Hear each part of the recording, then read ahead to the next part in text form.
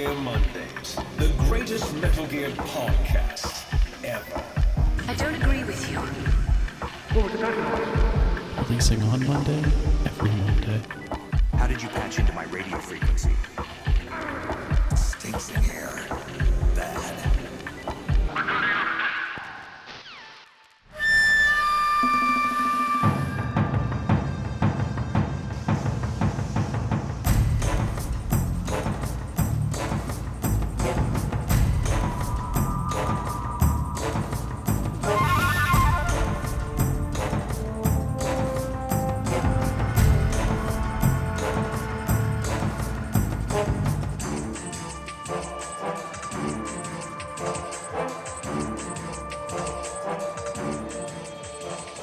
Ladies, gearsmen, babies, and gentlethems, you're listening to Metal Gear Mondaysh, the one-stop shop for all things Kojima related, now including sake and credit cards. We cover all things Kojima from top to bottom, left to right, inside and out, in pseudo-chronological order, and not always with a smile.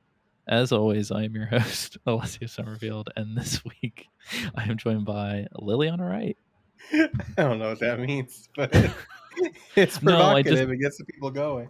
Yeah. No, I just want to include that in there, lest we be accused of sucking Koji's old sucking OD. on the teeth. Here's the thing. His old dick. Here's what I really love about certain like a really certain subset of people that will occasionally listen to this show. I imagine these people also don't weird that they listen to this show. Right. I imagine they probably don't listen anymore, but regardless, maybe they hate listening still. I don't know.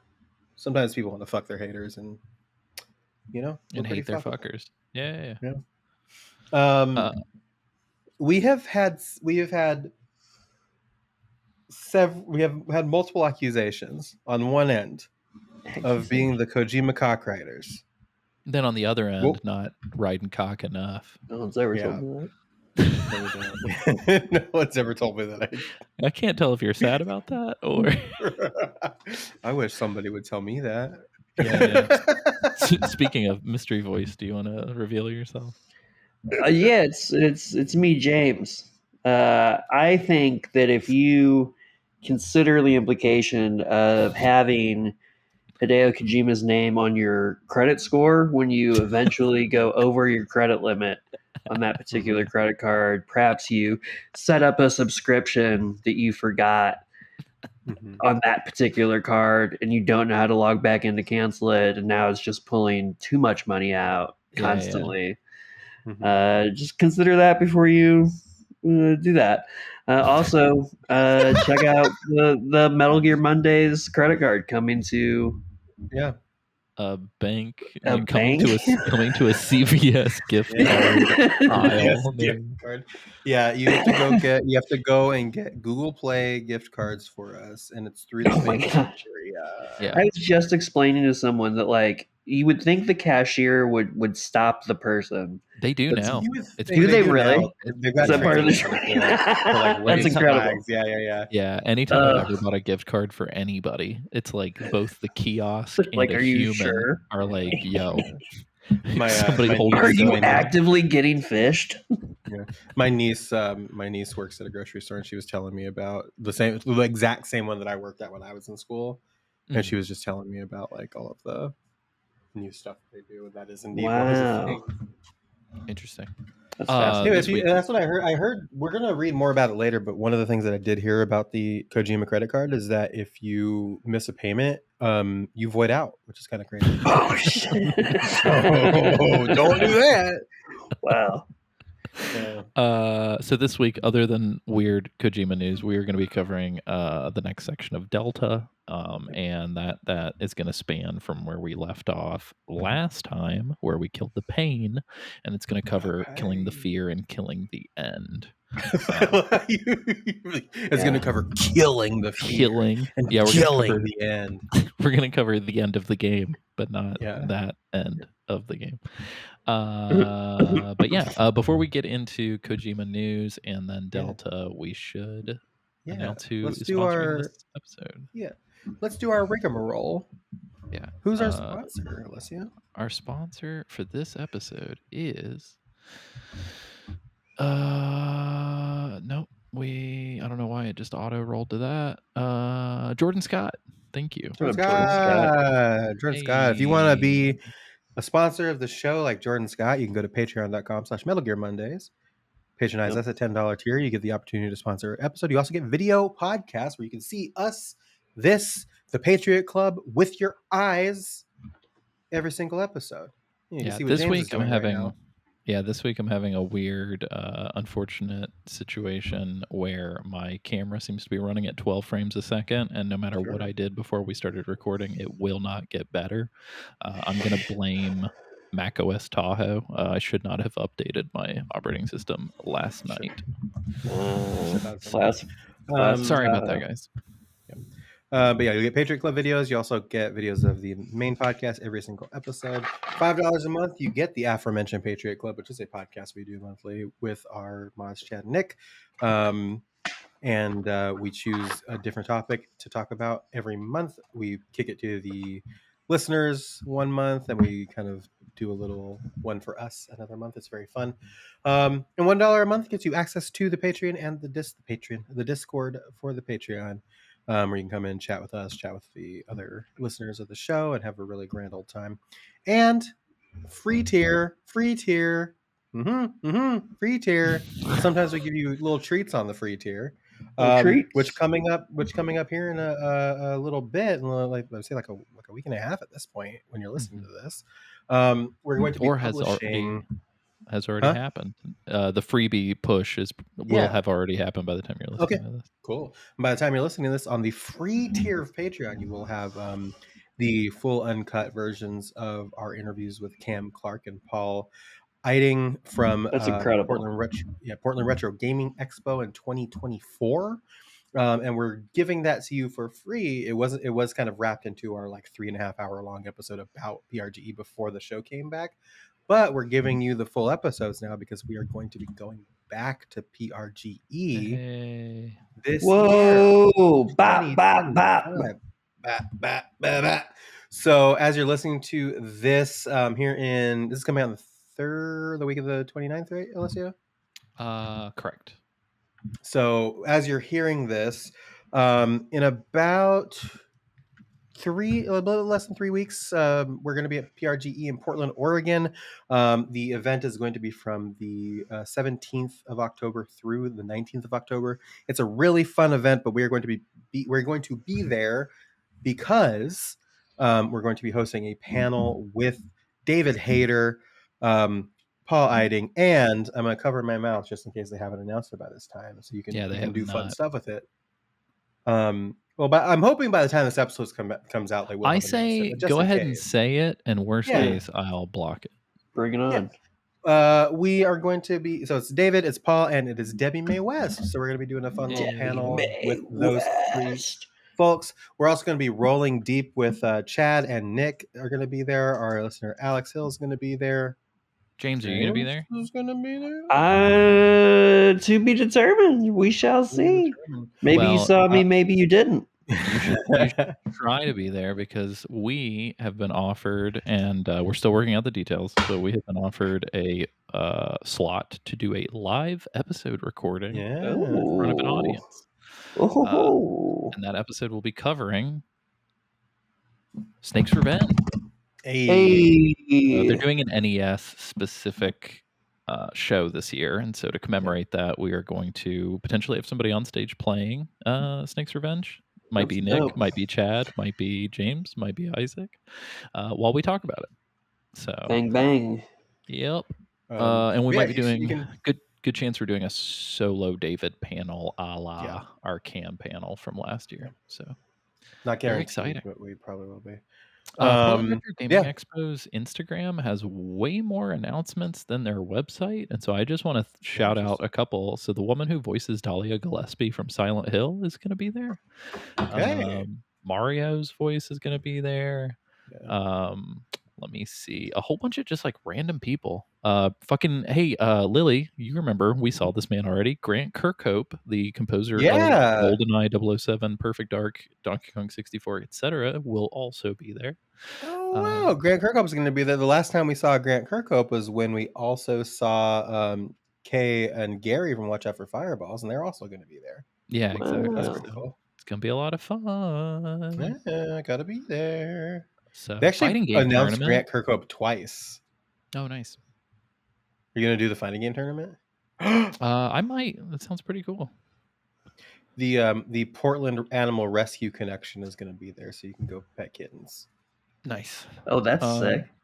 But yeah, They had a gonna be a really llama good time. last year, so if you are going to be there, do us a huge solid and send us an Metal email Gear at contact@metalgearmondays.com. We would love to. We're not doing like a formal meetup just because we don't know how many people are going to be present. We know we're going to have like probably around like 8 people ish if some of the folks that we hung out with last time are coming back, maybe closer to like 10, but 10 people isn't enough for us to like make a reservation somewhere to like book a room. So we're probably just gonna hang, so just reach out to us. Maybe we can all go get dinner one night. It'll be a Kyle, good where time. you at? Hit us up, Kyle. We know you're there. So Kyle, yeah, we know you're there. Come hit us up in Portland. Lily, do you want to go into what you saw last night in Beyond the Strand? 皆さんこんにちは、小島です。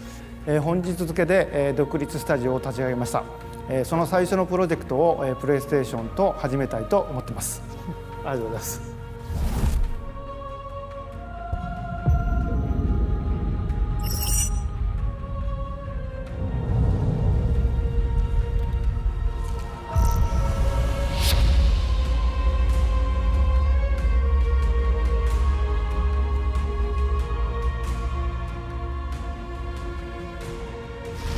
Yes, I'm gonna. You know what? I'm gonna do that in a segment that I like to call "It's Time for News, News, News, News." Hideo Kojima news! Yay! Yeah. So there was this celebrating 10 years of Kojima Productions.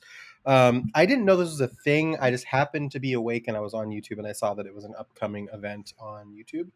Yeah, I was like on my way to bed, and Lily's like, "Bro, did you know about this?" And I was like, I had no idea.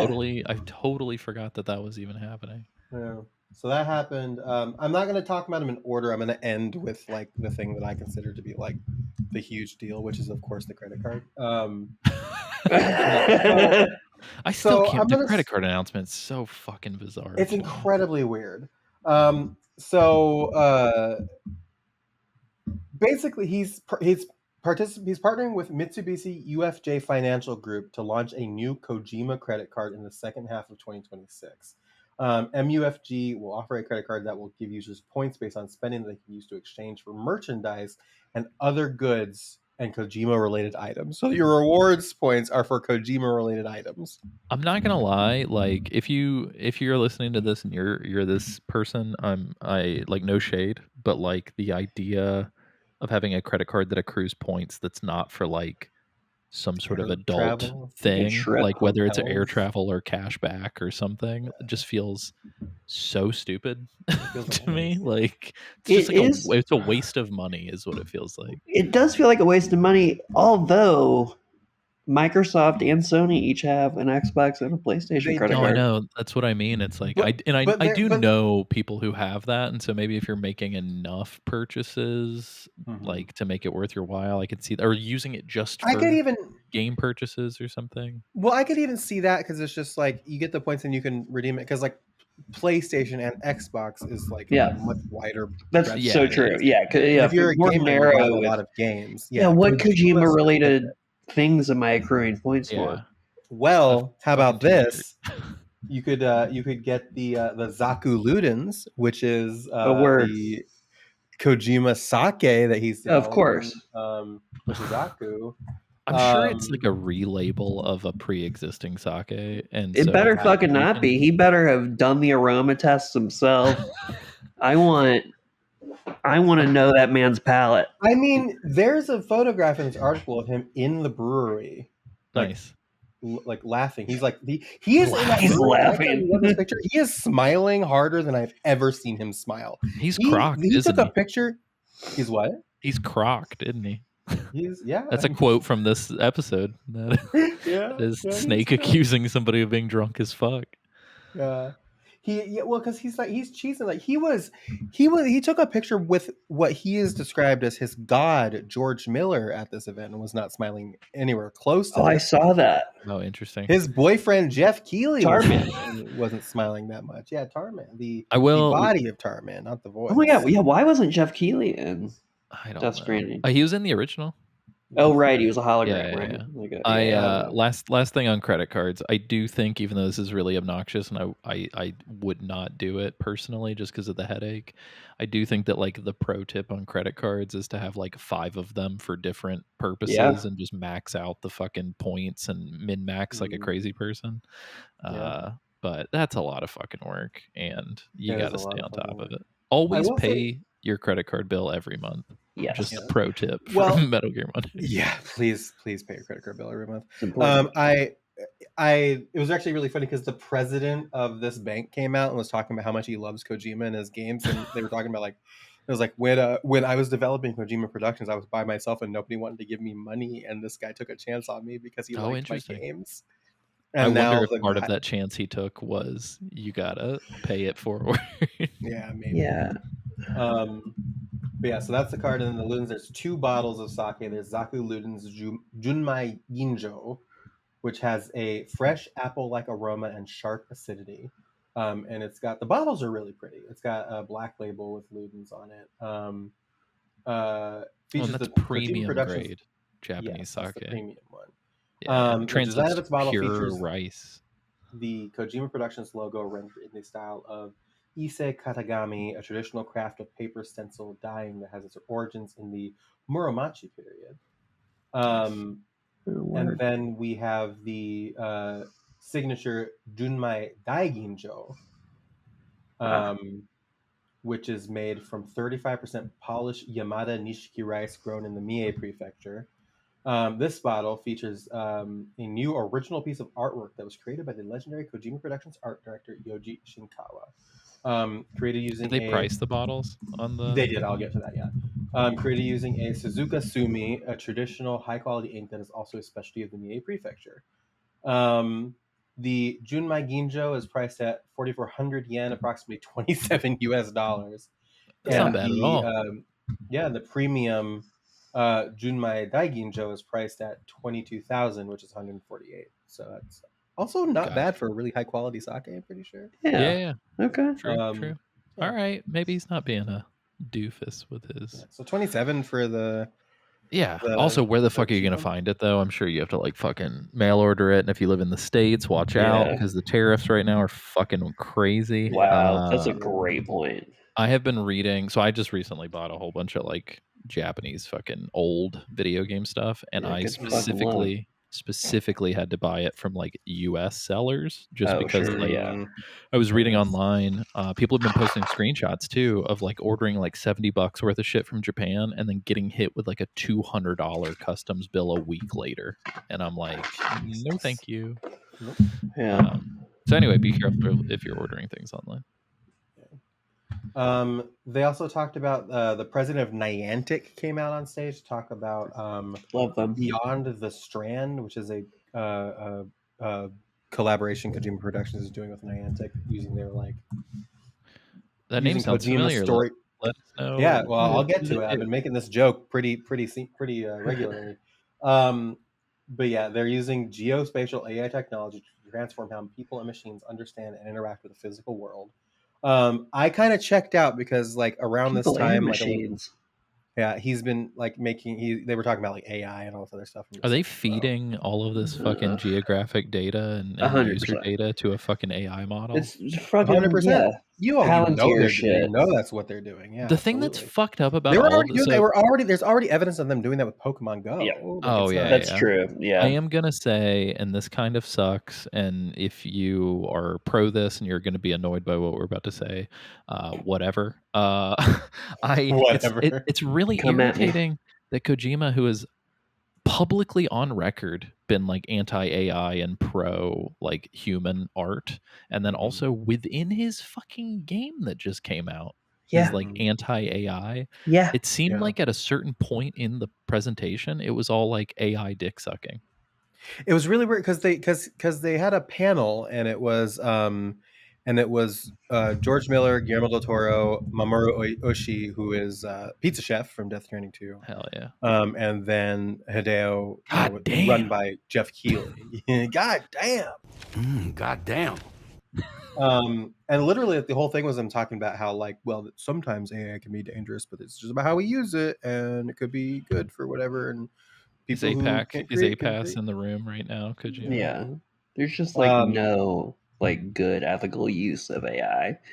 Just There's like no the escaping energy it either. cost. Oh yeah, that's the problem. Is like the genie's out of the bottle on it to a degree. mhm. Well, every Like, fucking website ugh. you go to now just automatically starts doing AI stuff. And Yeah. I'm like, can Google, we not drain literally. the ocean so that I can order my fucking dog food, please? Yeah. My refrigerator Um, doesn't need AI, and yet mine You're right. doesn't. But But yeah, so they're doing something with he's doing something with Niantic. I kind of checked out towards the end of the presentation. I just started calling it Death Stranding Go.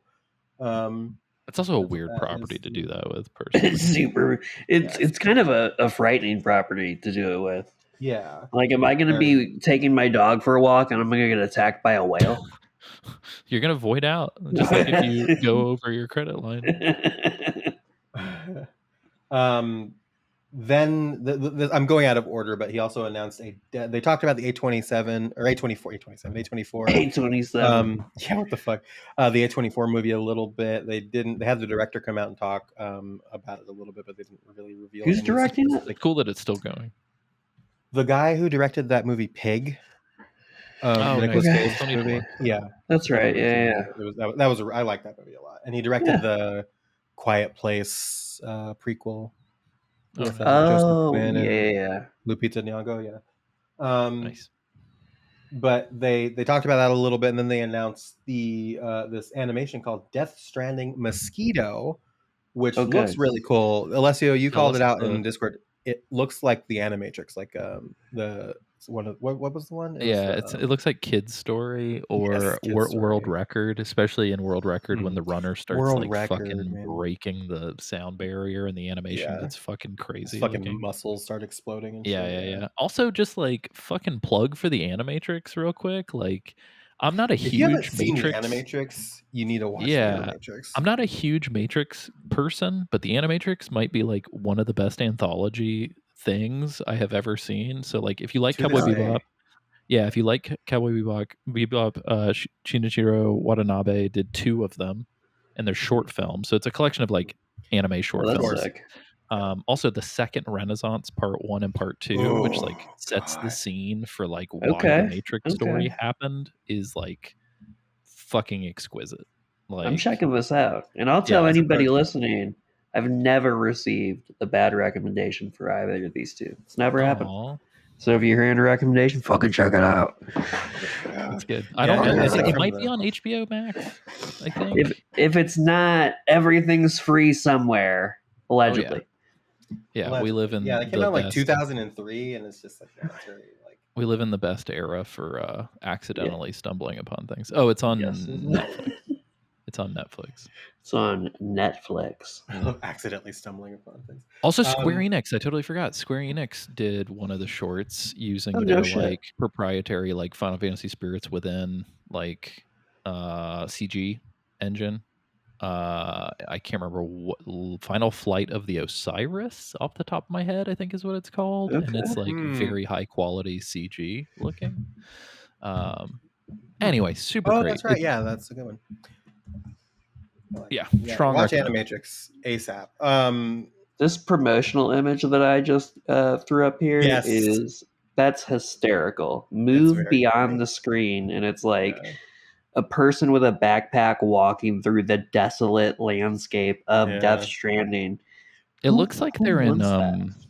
it looks like in Sicily, you can go to the top of Mount Etna, the volcano. Not the very top, but like Oh, whatever. yeah. It 100% looks like they took this picture Sure. on like Mount Etna. Oh, yeah, I bet. But that picture, that exact picture, is why I started calling it Death Stranding Go. I mean, yeah. Pokemon makes sense to me. I mean, Alessio, you and I in Iowa shooting Dev Diary, we were fucking. I forgot all about in. that. We were fucking Pokemon going while we were Yeah, on we like were. location filming. That was very funny. Speaking of which, I actually just uploaded as of the time of recording. Yeah. I found on a drive, I guess like a behind the scenes featurette we did to like plug the show the day that it came out. Oh, hell yeah. And it's actually really good. And funny enough, I'm wearing the hat I am currently wearing. No way. And it's got Interesting. me, it's got James, it's got our friend Dylan, who was a camera operator. Dylan. And Dude. then Cameron Hill is in it. No I forgot way. he edited. I forgot he edited 2 of the episodes, but we're all speaking very concisely and very well. Like, it is the most professional shit I think we ever did while we were. Well, that, Wow. yeah, it's pretty. Oh, wow, you are wearing this hat. Look at you. Look at you wearing the hat. Anyway, you guys guy. can check out Look at that little youtube.com/@ Alessio made that. Also, a European friend of mine called the @ symbol the snail, and I can't unsee it. Huh. But apparently Okay. that's a European thing, at least in Italy. I had no idea. I was like, okay. But I guess the last piece of news. No, there's more. I'm not done talking about Oh, shit. Mosquito. Oh, that's right. There's 2 more. I forgot. Outside of the mosquito. So Mosquito, it's an animation set in the Death Stranding universe. It's titled Mosquito. It's a working title, they said, because the main character has this like weird like tar appendage coming out of his mouth, and I like to read this chest burster. a little bit, yeah. And I'd like to read this direct quote from Hideo Kojima. The character is going to suck something. He's going to suck something really important. It's not blood. So thank you, Kojima, for that. It looks really cool. It's Norman Reedus' dick. Yeah, it gotta be. It is being directed. I had it here just a second ago. Yes, it's directed by Hiroshi Miyamoto, who directed he directed several of the Pretty Cure movies, and he also directed Sonic Generations, like the game. Whoa, so that's kind of crazy. It's a good game, right? Actually, yeah, it's like surprisingly a good it's Sonic one game. It's one of the better Sonic games, yeah. And it's being written by Aaron Guzikowski, who wrote what is that? The Raised by Wolves oh, interesting. show that came out a few years ago. So nice. It's cool that like every single one of these, including like the kind of bullshit things, involve like really good people. So like I will give that to Kojima. Like, good job. Then we move on to Fizzant. So not a ton of news on Fizzant. He did reveal a very cool looking poster that has super sick. Has a man in a sneaking suit. His face kind of looks like Eddie Redmayne. If I had, he's got like a Big Boss trench coat thing going on, and a solid sneaking suit underneath it, which is really cool. The tagline is "Here comes the feeling." I fucking love that tagline. Here comes the feeling. It's also interesting too because at the bottom it says working title, so I'll be curious if Isn't is the final title. They didn't reveal any of the characters, like what the names of the characters are, nor do they reveal who the main character is going to be. But they announced 3 people that are going to be in it. Charlie Fraser, who is in, she's a model, but she was in Furiosa and Anyone But You. Okay. Ma Dong-seok, Don Lee, who was in Death Stranding, the big dude at one of the Not Cities. He was the punching guy. Oh, yeah, the punching guy. Yeah. He was in Train to Busan and Eternals and like all those. He's going to be in it. And then Minami Hamabe, who Kojima said he wanted to work with a lot. She played what's her name? Noriko, I think her name is, or Noriko in Godzilla -1, the main character. Nice. Man, he should have fucking cast my favorite Japanese actress, Sakura Ando, because she was in Godzilla -1 as well, and she is so good. Still could. Strong plug for Shoplifters. If you guys have not seen it, that is a wonderful Japanese film. We're Strong dripping plug in for recommendations. Oh, Strong plug for 100%. shoplifting as well. Just Yeah. Just the concept. Yeah. Yeah, you know, Especially at like a big You- box store. Like fuck corporations. you can't hurt corporations. They're not people. They also already insured all their products, so go steal those Slim yes, Jims. Fuck it. Yeah. And then what I would consider the kind of like main event, which was like the first announcement basically, but I would consider like the most meaty thing we got. Very was, fucking cool. The first look at OD. Yeah. With OD knock is the subtitle for OD apparently. Very pretty. Oh, so along those Fucking lines, incredible. this is what I learned a few minutes ago. So some credible leakers leaked that Knock is the Hideo Kojima directed portion of the game, but they have every Oh, and then, director like, involved is directing a has their own different part of the section. game. So Jordan Peele's is going to be That's- called something else. Oh. Also, what was the movie director that was in Death Stranding as a side character? Which one? What's his name? No, the indie guy whose wife was also in it. Mike Flanagan? Oh, Mike. Nicholas. Yeah, Wanting- Mike Flanagan. Flanagan. Oh, Mike. Ooh, so Mike he- Flanagan. Mike Flanagan is a Fuck. bad liar, and apparently the leaker said that Mike Flanagan revealed that A, he's doing one, and B, he revealed another name, and the guy did not share that name because he Oh, couldn't shit. corroborate it. So at least 4 directors. Mike I'm curious if they're going to Flanagan tie is- into like a main story, or if they're going to be like their own Speaking of things. anthology, like a horror anthology video game sounds fucking amazing. I kind of think that's what Silent Hills was going to be, like the plural. I was going to say, I was like, this has being got to like- be like It kind looks- of like a it successor to looks that, so right? much like PT, and it wasn't Yeah. until this reveal that I was like, oh, ODPT. Like, Yeah. it's so similar. Yeah. PYT. YT. There's just so much going on here. Like how much have either of you seen any of Mike Flanagan's stuff? Oh, I've seen all of it. Okay, I fucking Hill House. I've seen most of it. I've seen Hill House, Bly Manor. Mass, Bly Manor. I think Bly Manor's actually a beautiful romance more than it is a horror. I have times. not seen Fair, any of fair. these, but I You need to- am Haunting of I'm Hill aware House. of all of them. Yeah, Hill House. The two that I think you should watch are Haunting of Hill House and Midnight Mass. I want to see Doctor Sleep as well. Yeah, Doctor Sleep was also pretty good. You haven't seen Doctor Midnight Sleep? Mass. No. It's super good. One of the main characters of Midnight Mass is played by Rahul Kohli, who I obsess over a lot. And he's going to be the main character in Sorrows, Housemarque's new game. Oh, nice. Okay. So yeah, but yeah. Okay. So also that shout out to sounds like- Housemarque, dude. Returnal, fucking that game stole my goddamn Yeah. soul for like a month. It's a great game. As we're recording this, Alessio, we're it's going to be out way after this happens, but tomorrow they're doing a PlayStation Direct, and part of it is going to be focused on Sorrows. Oh, nice. So, Okay. Yeah. Also, okay. shout out to definitely big recommend on Returnal if you have not played it. It has a reputation of being hard, but it's one of those games where like the more you play it, the more you unlock, and the easier it makes things. Yeah. So. But yeah, OD looks fucking amazing. Yeah, all of the very first person pretty. sections, it's done in Unreal 5. They use like the metahuman stuff. Yeah, it just goes for back it, to the fucking AI the AI thing. Yeah, but nonsense. Yeah. it looks really good. All of the first person sections are gameplay.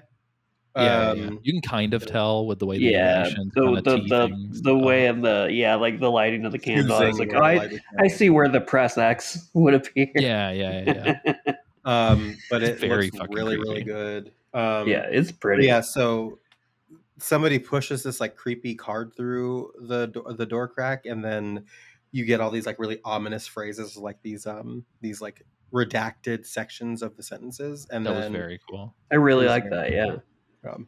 And then you go into this room and you walk up to this table with a bunch of candles on it, and you pull out a matchbook and you start lighting candles. And then you light this candle that is of a baby, and a baby starts crying, and this person drops the match, and there's like somebody knocking on the door you came through this whole time. That you're It's just also like, very much so looks like PT, like it's raining. Oh, yeah. The Oh, door yeah. effect almost yeah, because you can sounds see out the identical. window. The sticky note with the eye on it is like changing and like moving. Yeah. Yeah. Like as that. things Yeah. going on. Woo. Scary.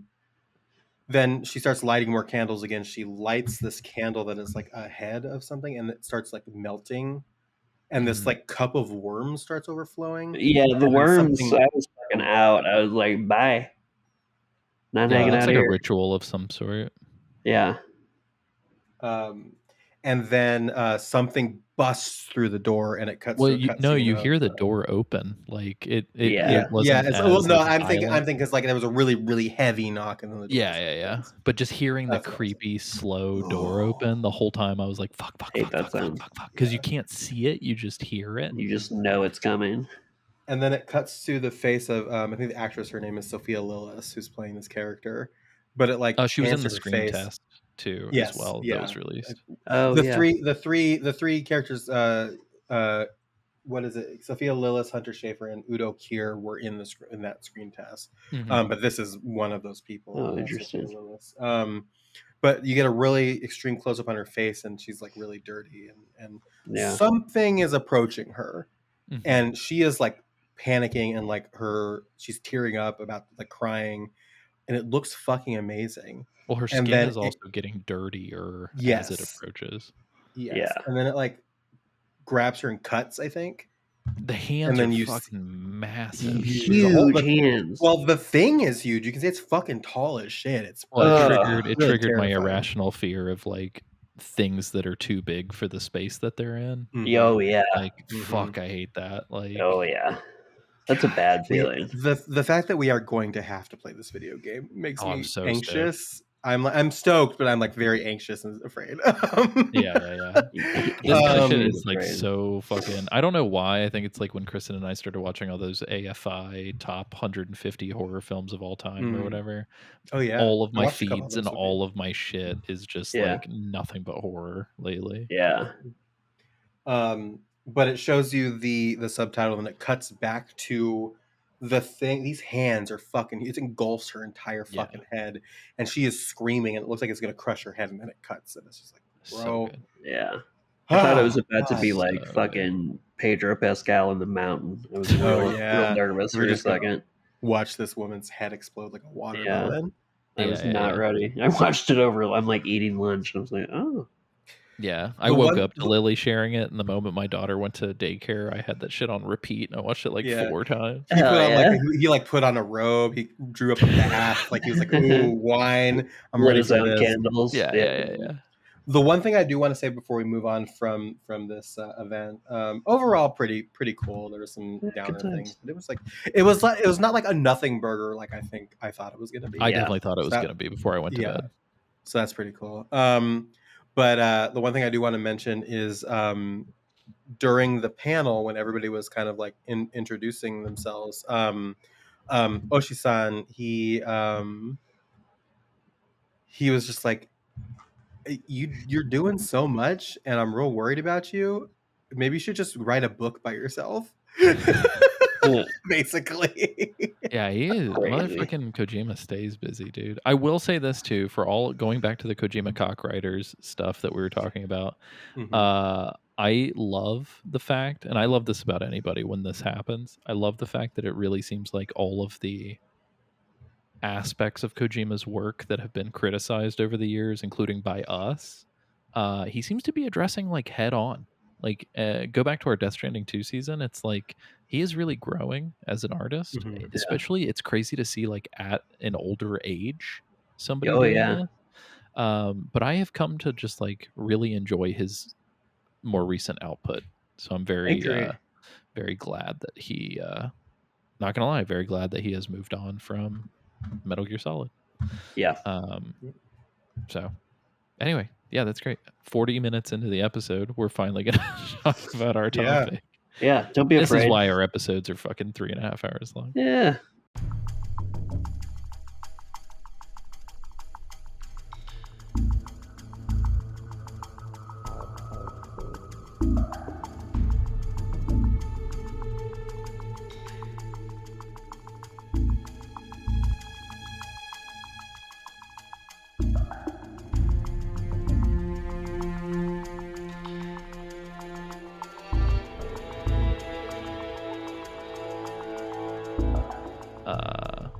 all semi-related, right? No, 100%, 100%. It's all connected. All right, so let's get into Delta. Cue music.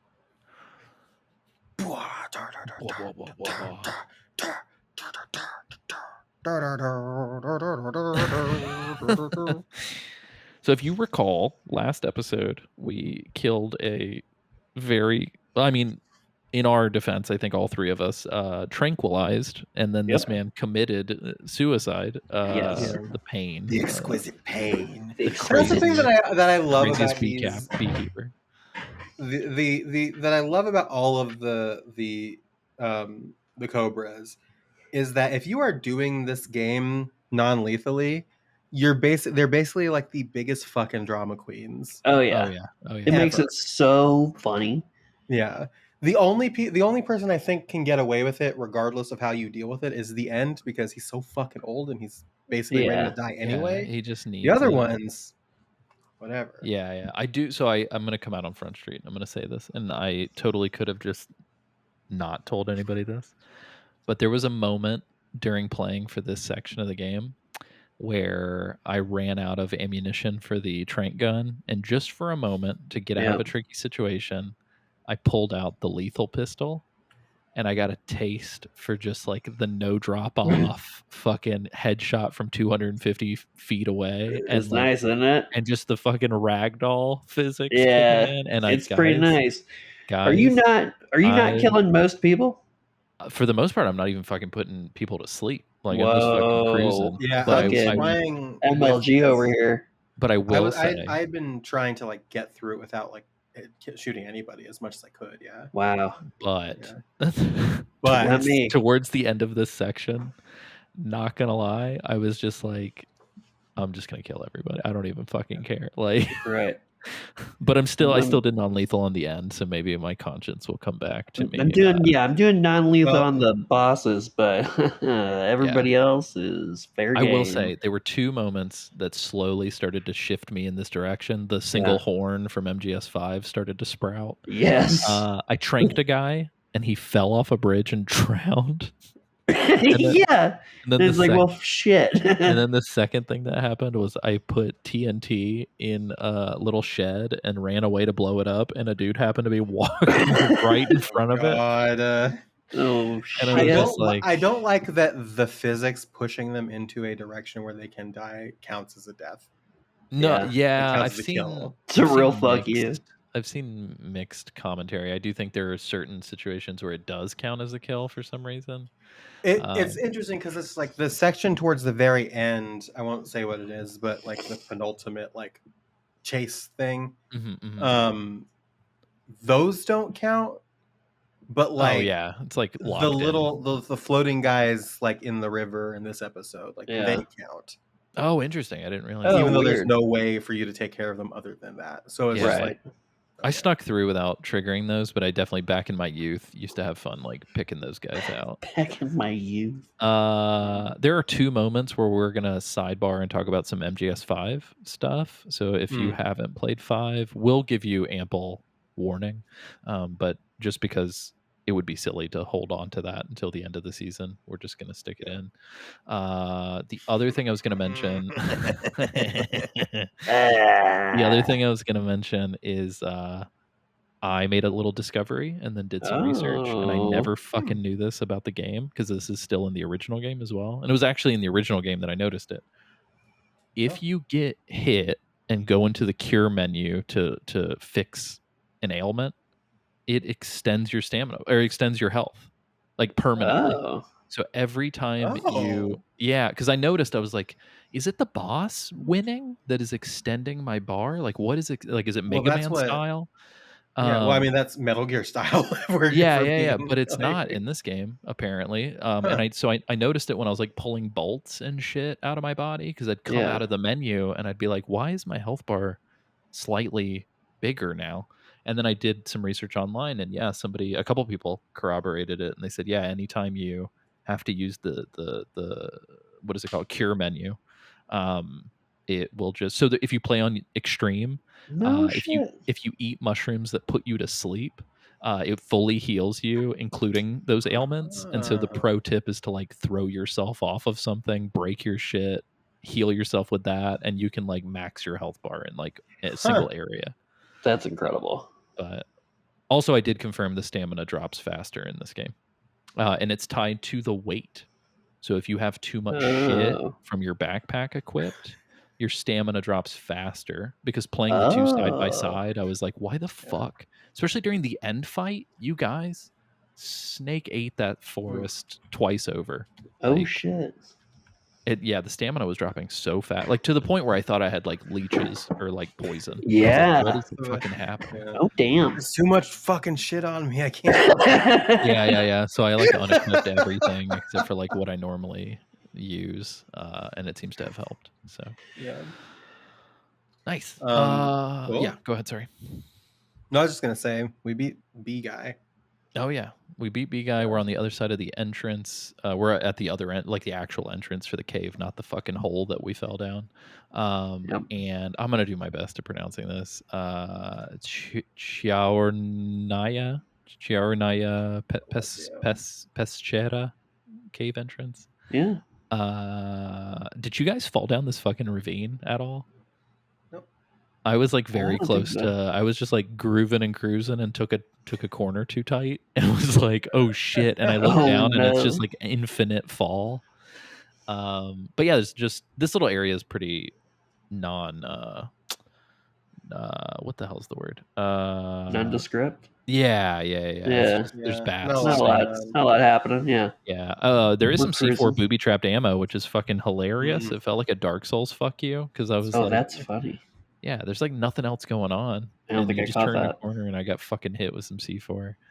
But then we come out and we're in Ponzovier South. Ponzovier good. South. Ponziovier. Oh, Yeah. I thought there was a Russian here for a second. I love this. It's Ponizovier. Oh, there we go. Oh my God. Ponzovier. The time of day with like the fucking golden hour. Yeah, It's and very the pretty. Golden hour shit looks gorgeous. In this Yeah. Yeah, It looks it's really wonderful. Also, I love these little optional areas. So, like, there's a little side path that takes you down to an Yeah. optional area. It's going to come up twice in this episode. The second little side area that we're going to talk about, I did not discover until my third playthrough back in the day. Oh, Like, I literally wow. just used to always, like, you just You never notice the Yeah. entrance. But there's a dude, we just talked about it. There's a dude in like a hover platform who's just like flying around. Well, with, you like, get a cutscene light. when you walk into here because this is the river. Oh, We'll right, talk about right. later, basically. Yeah. But you get a little cutscene and you see these fucking like Captain EO hover bikes kind of fly over the Some tree. fucking 80s anime. That's looking what's up. shit. So they're kind of like scanning the river for. And they have helmets. If I remember correctly, I think you can't get them with like a single headshot because of the helmet. That's right. I think you are right about that. Yeah, but I just put on the croc cap and then dove down and then just swam past their spotlight. I also did the croc cap. I also did the croc cap. Is the Yeah, crop yeah. cap in the original game? Yeah. That's fun. I like that. It feels like the best way to deal with it too, because like I don't really know how you're supposed to like sneak around because those fucking floodlights take up most of the river. Big time. Yeah. So that's how I've always done it. Is fucking Yeah. capping it. Also, you move so fucking slow unless you dive. Yeah. It's a especially pain. in that little optional area. I guess because the water is not knee high, it's like a little higher, and so Mhm. you're like fucking tiptoeing. Like, but this little optional area to the side is called. I think it's still part of the shit. Yeah, I didn't label it. It's Ponizovier West. Oh yeah, West, West. yeah. Sorry. This is the one area where you can get the SVD. We Yes. did get it during the Snake Eater or during the Virtuous mission, but now Yeah. this is where you have to get it. And you do need to get this right now if you want to try some shit that we'll be talking about shortly. I I definitely don't know tried if you it. knew about this, James, but we've got some fun shit to talk about. Yeah, I think I know what's coming. I'm excited. This is where I accidentally detonated a man in this section. A man, what were a bomb? Yeah. I will say this was the first time playing the game, especially in some upcoming areas, where I definitely noticed the fruits of my labor with blowing up all these warehouses. Yeah, they Because get really fucking hungry. tweaked out if you do Yeah. this consistently. Yeah. Like I was in an area that we're gonna get to, and when you have to backtrack back, it was like all 5 dudes in the area were just like, I'm so fucking hungry. It's the thing that gets me back because like the timing of it is so funny because it's like they're dogs because you feed Yeah. your dog and then 5 minutes after the dog wolfs their food, they act like they've never They've been never fed had fed. Yeah. ever. And that's what the guards in this game act like when you blow up the food store. It's like I did this 5 seconds ago. Calm down. Yeah. Fine. I feel like with how Your much gross Snake's ration. stomach rumbles, he acts that way too, though. Yeah. My favorite thing Bunch of is babies that out when here. they're hungry, you could literally throw anything, and they'll be like, And they'll "Oh, eat what's it. this shit-covered poison mushroom?" And then Gobble, they gobble. get sick and run away. Also, if Yeah. you blow up the ammo storage things, if they come after you and they're shooting, they like run out of ammo super fast. That's so funny. Yeah, which is great. This was that mechanic was in the original, yeah. The Yeah. TNT Yeah, I think the I've three. until this playthrough, I never interacted with that. I've never. Oh, done interesting. I don't even Yeah. know how I found out. I think it was the area with the stationary guns and the helicopter before the ocelot I think fight. that's the first place you can do it. Yeah, I think as a That's the kid, first I was place you like, get TNT. I was very shitty at the stealth as a kid, and so I just remember like there being some sort of shootout that happened, and then I think something got blown up, and I saw that the building like becomes like charred and different looking, and so I think that's what tipped me off. I played the fuck out of this game as a kid. The inquisitiveness of children. Let me ask you That's a right, question, yeah. Lucio. With your observational skills, were you fed Tylenol as a child? Oh no. We'll leave that alone. Let's move on. Yeah. I will say, Kristen, the only thing pregnant women can take for fucking pain is Tylenol. So they're just set up That's for crazy. failure. Yeah. I gotta tell you, Kristen had a lot of it in the hospital after she gave birth. I'll just say Tylenol was invented in the 50s. Autism was discovered in 1911. So Also, I'm pretty sure Johnson & Johnson can sue for what's happening. I think so too. Yeah. Not that it's going to fucking lead to anything. Anyway, that was our political current events for the episode. This, I will say, playing this time, and I don't know if it's the new engine or what, but it's specifically a little area we're going to get to here in a little bit. This has never felt more like a 3D Metal Gear 1 feeling game to me than like this time for some reason. Yeah. Like it feels very old school, like older than PS2 old school. Yeah. I was going to bring this up, I think later, I can't remember, but like it feels the sections feel like little dioramas. Mm-hmm. Like I don't know how to explain Yeah. it. Oh, that's a good way of putting it. It's just like somebody has crafted like a military base in a shoebox. Mm-hmm. And they have their little action figure running through the little shoebox, and then they have another shoebox with it. It just I kind of think feels. that's what makes it feel like that NES style to me. Yeah. Yeah. Yes. I mean that complimentary. That's not like Or a MSX derogatory style. thing. Sorry. Yeah. Okay. It I mean that reminds as a me. compliment for sure. I remember growing up when my dad would have me on the Sega Genesis. We'd be playing like fucking like Kid Chameleon or like Sonic or something. Nice. And every like stage, he would call them like a different board. Oh, interesting. Yeah, they used to call them boards. Yeah. And that's what this reminds me. I was like, oh yeah, I get to go to the military base board now, the fucking cave board. Yeah. It's a lot of fun, and it does. Really cool. Even having not played it when I was young, I feel nostalgic with it because of its like design sensibility. I will say it must have been really cool to design for, because I almost feel like, and maybe it's because like a side tangent, I've been kind of working in this way for like a project that I'm working on, but it's like really neat to be like, okay, since it's these puzzle piece little areas, different people can design different parts simultaneously, and somebody could be like, oh, you know what I want to do? Like, what if there was like a little cabin in the woods with like multiple levels and like little nooks and crannies? I'm going to design that little puzzle piece. And then for somebody else to be like, oh, I like this idea of having like a pitch black cave. Like, I'm going to design that little section. And then like, not if you crank the brightness setting, bitches. The cave was so dark. I know we talked about it last time, but it was so dark this time.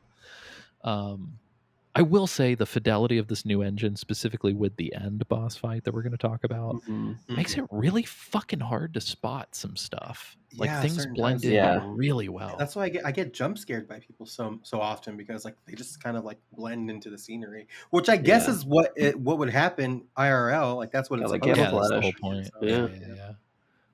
But yeah, let's talk about. So if you go the other route, not the side route, you end up on this Ponizovye warehouse exterior, which like this little dock feels like a weird Metal Gear Solid 1 area to me. Yeah. It feels Um, like the opening area of Metal Gear Solid 1.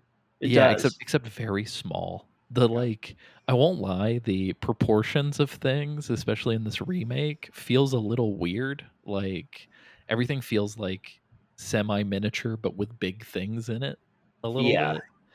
Um, I but get that feeling. this little area definitely, like when I think of MGS3, this is like one of the areas that like comes to mind pretty immediately.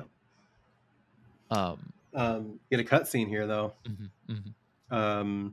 Sokolov is going through some shit, and Having his little Otacon moment. yeah, his little Otacon moment here. Everybody's yelling at Sokolov for being a traitor and for not working right, and then Volgin brings Tatiana out and Ooh like la starts like la. rubbing on her, and then Yeah, like it's kind of gross, dude. Volgin's like, I mean, I knew he was Volgin's kind a of gross, creep. but he is so gropey. In this Yeah. game. he like He picks is. her up by the back of her neck and like Like electrocutes scruff. her. Yeah. And then Not like, good. he has his hand on her tit, obviously, because Yeah. he's Volgin, and he just like Obviously. electrocutes her a bunch, and then her like and I don't know if this is realistic, like would this actually happen, but like her tights like start ripping. Yeah, it's weird that no other part of her yeah. outfit is Yeah, damaged. just her, Right. just Just her that. tights. Was strange. I do remember 'Cause watching this cutscene when the game first came out and being like, "Oh my god, that's so cool that it's like reacting to the." Yeah. Because here's the thing, I fully believe that if you get struck by lightning and you're wearing tights, that probably does happen to your tights. I don't believe it would exclusively happen to your tights. Yeah, That's yeah, right. you'd be fucking That's right. scorched. Her hair The would other be on parts would fire. go. Her hair would absolutely be on fire. Now that I think about it.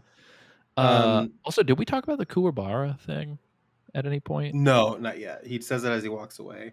I did Yeah, want to bring he up also like says just it on kind the of like bridge during Virtuous Mission. Yes, he does.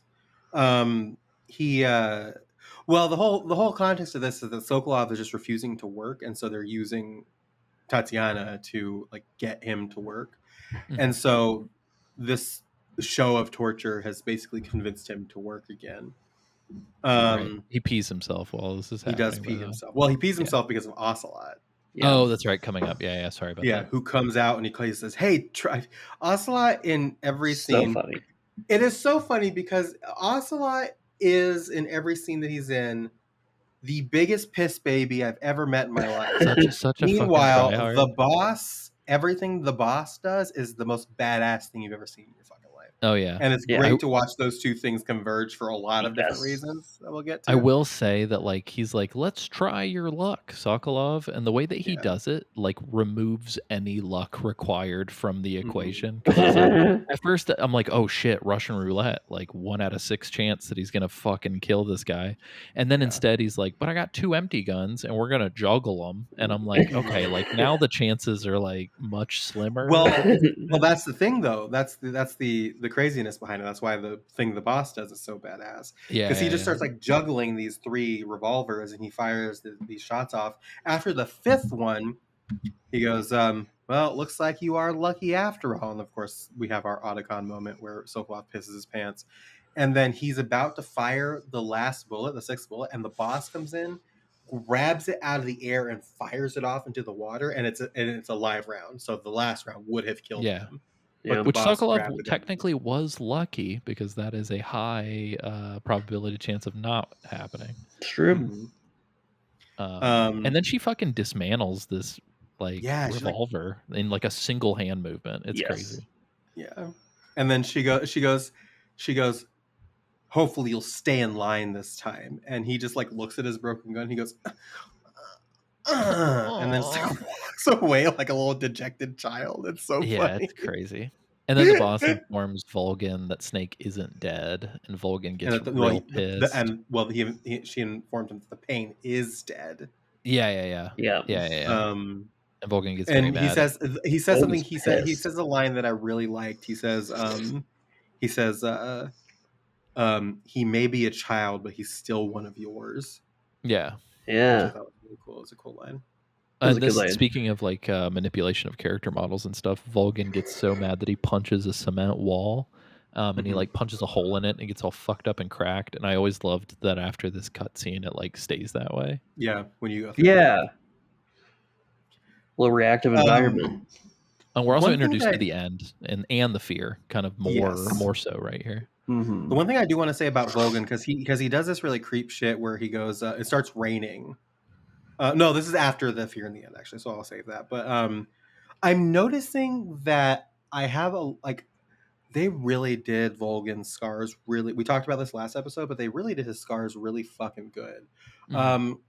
And especially as he appears more and more often, I get viscerally uncomfortable looking at Volgin. Yeah. Because it just looks so fucking gnarly. Which is the way the characters react too. They look away. Yeah, he looks fucking gnarly.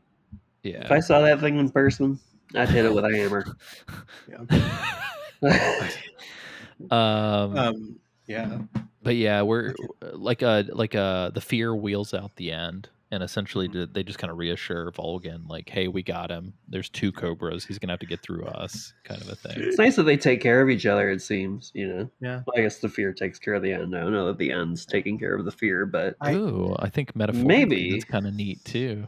The fear and the taking end. care of the end. There is an episode of The Twilight Zone that I know that one show so much. Robert Redford. There was an episode that he was in where he plays death, basically. Mm-hmm. Well, people were posting it because of his death. It's really fucking good. Like, just I love that show. Being afraid of death and stuff like that. Yeah, Twilight Zone doesn't get enough credit. I think that is one of those. That is one of those things where, like, me and my dad's dad don't really bond over a lot because he's like a fucking redneck boomer and just says some like uncomfortable shit. I mean, he's a nice guy, but he really is actually a nice guy. His heart's in the right place, but he says some crazy shit sometimes. But I definitely have like formative memories as a kid of like every time we'd go to their house, it would usually be around a holiday. And for some reason, Sci-Fi Channel would be running like a fucking endless Twilight Zone marathon. And me and him would sit down and just fucking talk and watch Twilight Zone. And I just remember seeing so many episodes being like, the writing is so good. Like, it probably helped me develop as like a film writer. Like, it's so good. I had one of those, except instead of Twilight Zone, it was King of the Hill. Nice. Nice. 2 recommendations. We started watching the new season of King of the Hill. It's pretty good. People were talking shit, but like there's an episode where there's a beer competition, and it felt like such classic King of the. I was like, this is a classic episode. Like, you could replace characters with older characters, and it would have worked perfectly. I think people are upset about New King of the Hill because they forgot what old King of the Hill was. Yeah, and they want it to be something that it never was. Yeah, I agree. Yeah, my in-laws explicitly said something where they were like, "We don't like it because X, Y, and Z," and I was like, the show's always been like it's that. Never like, right. Yeah. But yeah, I'm saying this one for you, James. So we get introduced to the fear in the end. The end comes out by himself, and then the fear appears behind him and is pushing him. I like to imagine somebody just fucking rolled him out and just let him roll. Just kind of pushed him a little bit. Yeah, he's in a wheelchair. And so so the boss tells the fear to go cut him off, and cut him up. Basically, the fear does like the fucking Attack on Titan salute, and then like jumps off, and then as he's jumping away, goes the fear for no reason. It's like a goddamn Pokemon. I hate this dude. If ever they made a movie about Metal Gear Solid 3, and this is the part for you, James, that man's played by Adrian Brody. 100%. Wow, yeah. Looks like him. I would love. They modeled, I swear to Christ, they modeled him off of Joe Perry from Aerosmith. They look so similar. Yeah. It's actually really funny to think about because I never think about Joe Perry without that really long like hair that's kind of in his face. So yeah. Yeah, imagine Joe Perry with Um, a receding hairline I and can like see a it. silver lightning Yeah. bolt in his I hair. see that. Yeah. He's a scary dude. The Fear. Yeah. Yeah, he's nasty. He's to chill the fuck out. And then Volgan's like basically to this like, is he good? Basically, and the boss is like, I did appreciate that. I feel like we talked about that in like the Death Stranding season, where it's like I just want someone to comment and be like, "That was weird, right?" Yeah, I feel like Volgan is Volgan definitely gives that me guy. that. Yeah, yeah. For as weird as Volgan is with his Yeah. mysterious lightning power, he is also kind of that guy. Yeah, He's like, is he gonna be all right? And the boss is takes just one like, to know one. yeah, he's saving his energy. And I love the way she delivers this line. And I promised that I wouldn't do this very often. But Alessio, if you can cue her saying he's dead here, He's dead. oh yeah. because the way that she says he's dead is just so like normally he's dead. It's just so like it Yeah. cracked me up so bad. I love that. There's That was another very line funny. later on that I'm absolutely gonna cut in. It's just like the silliest shit in the whole wide world. Yeah. But yeah, so very good, very good. And then Volgan is like, okay, well, let's get after him. And then it starts raining, and the boss is like, the sorrow, is that you? And you can do like a little like L1 Yeah. view. And Is see the sorrow. R1 holding for you guys hypersensitive? Maybe it's because I used the right stick instead of the left stick, but like I was trying to look at the sorrow who was hanging out It behind the darts boss, around and really holy fast. fuck, I was just like, whoa, Yeah. whoa, and I'm just Yeah, like, it darts around pretty fast. Yeah. yeah. Um, Quick thing about the end too. So he is dead because he is conserving all of his energy for killing Snake later, which I think is funny that he's just like in stasis until they have to. And how he's doing that, this is where we're taking a patented MGS5 break. V has come too. So listen away for the next like 5-10 minutes. The parasites. Yeah. So, James, I don't know if you know this or not, but there's a cassette tape in 5 that pretty much alludes to the fact that the parasites Oh yeah. that the end has are the exact same parasites, though slightly different. I think they're more mutated in 5 that Quiet has. Okay. So that's why they have Okay. like similar. I was It's like- wondering because in like one of the cutscenes they mentioned like the photosynthesis thing about the end, and I was like, oh shit, is that? But he's not. Like, why does she have? But to be he's naked? covered in clothes. Yeah. No, so Why isn't this old man naked? The explanation that I've seen, somebody in I the would Discord love asked this Naked the question End. too. That would be so funny. Listen, I called for Naked the End 2 episodes ago, I think. So Fuck it's totally fine. The reason that I've seen is that if you remember in the beginning of 5, she's wearing a suit. And because she gets burned, her skin doesn't like her body can't absorb Sure. sunlight as effectively with clothes on. So she has to wear Kojima stretched real hard for that. Also, let it be real known hard. that not only did they scan in Stephanie Houston for that role, they 100% increased that woman's bust size. So, like, Kojima, you're just being a fucking just pull a Yoko Taro and tell us that that's what you're doing. Like, I would have more respect for you if you just said that you wanted a hot lady in your game. Well, like even like it's not even like it didn't even need to be a secret because like if you think about Metal Gear Solid 4 and some of the Beauty and the Beast shit, like that was very blatant. So it's just like with zero backflipping explanation. So it's like whatever. Yeah. It was like a weird like they're so mentally broken and yada yada. I don't whatever. Well, I'm talking about like with the camera. Oh, right. Yeah. That part was yes. Like, but yeah, so I guess that's pretty much all I wanted to say. I guess there's not a whole lot more connective tissue. I just thought it was interesting that there's like when there is crossover, because 5 just feels like such a fucking anomaly that when there is crossover. Yeah, but I do appreciate that. Like, there's more from like 3 than I would have been aware of. I think the first time I played. Well, it's also the Man on Fire is Volgan. Yeah. Right. Yeah. Exactly. Yeah. It's crazy. But yeah. So Volgan. After the rain stops, Volgan's like, so Volgan's like, turns to Tatiana and goes, "You can entertain me in my room until the rain." Oh yeah, bro. Yeah. Is she like being, Volgan, chill the fuck she out. is like straight up being fucked by she's big like time. numerous times. Bad things are happening. Yeah, you could call. Oh, that's right. I forgot. Later getting... on, there's like proof of bad things happening. Yeah.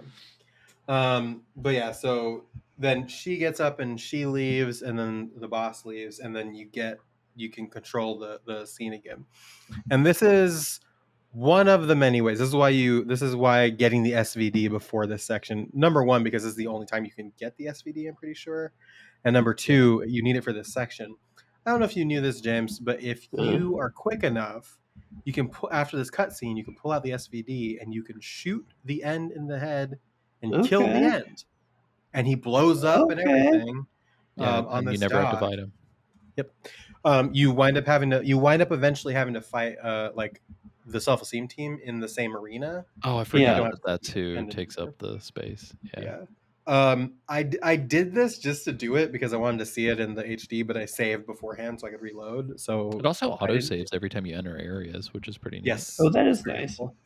Yeah. But yeah, so this is one of the, and if you're not careful, one of the wheels from his wheelchair will come and fly and hit you in the head and knock you out. No shit. Yeah. If you stay stood in that same place, I just watched a I video love that. the other day, and it was the craziest shit I've ever seen. From the moment the cutscene ends, I think it took this guy 32 seconds. What he did was he swam to the dock, fucking threw a guy into the water, ran up to the end, and just punched him to death. It was the craziest thing I've ever fucking seen. That. That's incredible. Crazy. I think he threw the guy from the dock into the water, but then he tranked the guy who's pushing the end, which is how he was able to. Yeah, But why with the fuck not? with the trank drop off and everything, dude, he That's long impressive. distance tranked that guy. But yeah, so you can technically, I don't know if you can do it in the original, but you can technically punch the end to death. I love when people like push the boundaries of what maybe was intended. Yeah. It's but yeah, fascinating. that's the thing. You have to be quick about it because eventually a guard will come and push the end back inside, and then you've lost your chance. But if you are quick about it, you can, before he gets turned around, and take care I feel like you can't trank the end though, No. because I was reading somebody did optic camo and then ran up and tried to trank him to death, and so you can't non-lethal. He's already him. asleep. Like, what the fuck? Yeah. Make him get him more asleep. Like, he can't. And I didn't realize that on New Game Plus you don't get to carry over the Mazda Nagant, the trank sniper rifle. Yeah. So you can't even snipe him either with that. I feel like games weren't like this. Something as reactive as this, like, was probably very few and far between when this game was new. It's kind of Kojima's thing because, like, in Metal Gear Solid 2, notably on the tanker, there are so many little details. Like, James, I don't know if you've heard this, but there's a bar on the tanker ship, and the ice in the glasses melts in real time. No way. Yeah, you can sit there and watch them melt. Like, it's insane. For a game of that age, that's a very cool detail to have spent time adding in. Yeah, I'm just laughing because Alessio, like, that's his favorite fun fact about Metal Gear. It did feel familiar. I was like, I've heard this on an episode before. It's like, it is crazy. It's incredibly impressive. It is crazy. I love whenever he brings it up because it's just adorable. I love it. This little area is very similar to the prior little side spoke where there's like a little dock or whatever, but you can get the night vision goggles here, which can be helpful in instances. Would have been nice before the goddamn cave section. Yeah. But yeah, and this is where I accidentally drowned a man. Lily, did you spot all the gigantic spiders by the big door? Oh yeah, fuck those things. Those tarantulas, yeah. I punched one to death just so I could eat it, and Snake did not like the food. Didn't like the tarantula? Yeah. Don't blame him. From here, we get to enter another area that feels very MGS1, which is the Ponizovye warehouse. I like the verticality of this space. Yes. And this also sticks out to me as like a very MGS3 like area. Like when I think of the game, I think of like this and the outside. I don't know about you guys, but specifically in the interiors, the more I play, the more the camera feels like it's just shoved up Snake's ass. Yeah, like, the interiors were kind of tough. Like I had some navigation difficulties on the interior that I definitely didn't notice on the outside levels. Like half the screen is just Snake. And the aiming is fucked up too in third person because when you switch to first person, you have so much more angles to work with. There's so many more. Because like I Yeah. noticed I was on my belly trying to shoot a dude through some bars, As you and do. no matter where I aimed, it would say that I couldn't hit him. But then when I switched to first person, I had like 100 shots I could take, and I was like, Yeah. "What the Yep. fuck?" I had that issue as well at this section specifically. There's a food storehouse here, so this is where I was talking about when you come back through and everybody's complaining. There's some cool little detail stuff hidden away. There's a desert face camo behind the big red door if you get to it, and then there's some cool little things where you can like hang and drop off and pick up some items that are like hidden on top of some stuff. So Yeah. this game definitely. The one thing I think I appreciate about Metal Gear, pretty much all of them, is that like it really rewards exploration, and that's like one of Yeah. my favorite things. Well, and I think about like you having played this as a kid, and I feel like as a kid, especially like a video game that you can like re-explore like that and still find new things. Oh yeah. Like, I don't know, it was just so few and far between when we were younger. Not to be like, oh, the kids have it so great now, but you know what I mean? Yeah, like we it's didn't kind really of have crazy. forever games. You kind of have to Yeah. make your own fun, and also like you'd get one game every like 6 months. Right, exactly. parent. Yeah. So it's like you just had to play the fuck out of it. That's probably why I have so many of these games burned into my skull. Totally. Yeah, But absolutely. oh, we didn't talk about the Kuwabara thing. So the Volgan says it a lot. It's like a Japanese phrase that roughly kind of translates to like knock on wood. Oh, okay. But people say it when it's like raining and storming really bad as a sort of like ward for like, I hope I don't get struck by It's kind of lightning. it's like imagine like the rain go away. Yeah. It's kind of like similar okay. vibe. Like, But I'm assuming he's saying that because his scars are from being struck by lightning. Is that right? Is would that how he imagine. has his like weird powers? That's what I thought, yeah. He got bit by radioactive lightning.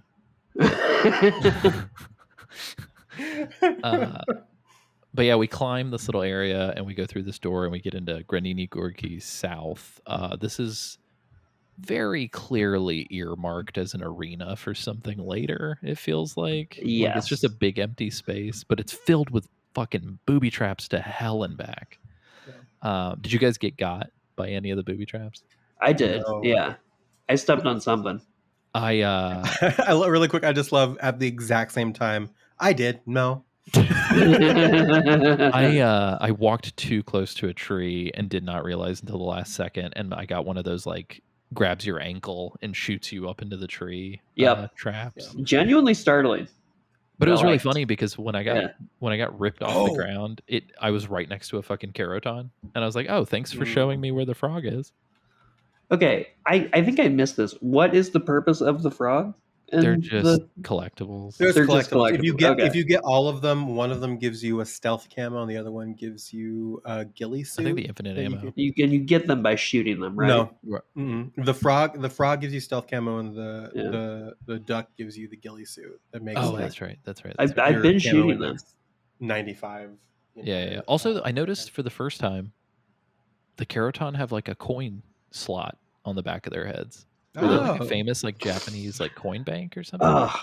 I wish that although perverts would definitely use this, but I wish that the game had like how the Super Smash like trophy rotator that's got like all the Yeah. I want every fucking property to have that mode in their game. You can kind of do that like with the items that you have.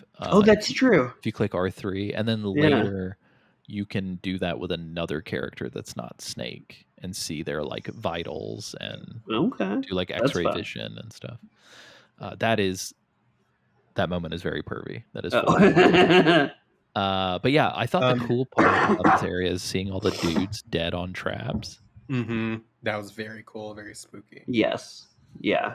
I will say the one thing I was incorrect. This is the first time I did get caught by one thing because I was using the thermal goggles through here because I remembered and I was avoiding most things, but this was the first time because I was looking up at something. This is the first time I got caught by one of those punji pits, the spike traps. Oh yeah, it's just like instant game over. It's crazy. Yeah. Rough. This is the first time. I don't know why I was doing this. So I am so bad about never using the fucking codec. like ever. Oh Unless yeah. it's, like, Yeah, forced. same. I didn't use it nearly as much as I thought I would. Yeah, Compared to how as I a used to use kid, it. dude, as a kid, All I'd the walk into a time. fucking new area and call everybody. Yeah. Because I think I don't know why this might be projecting too much, but like I don't have as much time Yep. Oh, for sure. as For an sure. adult now, so I'm kind of and I'm also doing it for like homework. Yeah, And yeah, I'm yeah. enjoying myself, but it is homework in some ways. So it's One, like I play pretty close to the recordings on purpose so that I have it fresh. And it's like, yeah, oftentimes it's like either the day of or the day before. And I'm just Yep. like, I don't have fucking time to sit here and listen to this. Yeah. So, though they 100%. are fairly quick, I will say. yeah, they're quick and they're entertaining too. to Yeah, be they're fair. good. There's no like Yeah. Rosemary. Oh, James, you're gonna love Rosemary. Rosemary. You're gonna Right. love Rose. The fuck is We'll Rosemary? we'll get there we'll find out in January who Rose is. Yeah, yeah. You know what today is? You know what today is, Jack? I will say this. I thought it was interesting. Very Silent Hill 2 moment where like you notice that the corpse looks way too much like you. The dudes up in the trees I noticed are wearing the same outfit and bandages and shit as when Oh, I love Snake that. gets captured later on. I love that shit. Yeah, it's super cool. Anyway, I was fucking with the codec.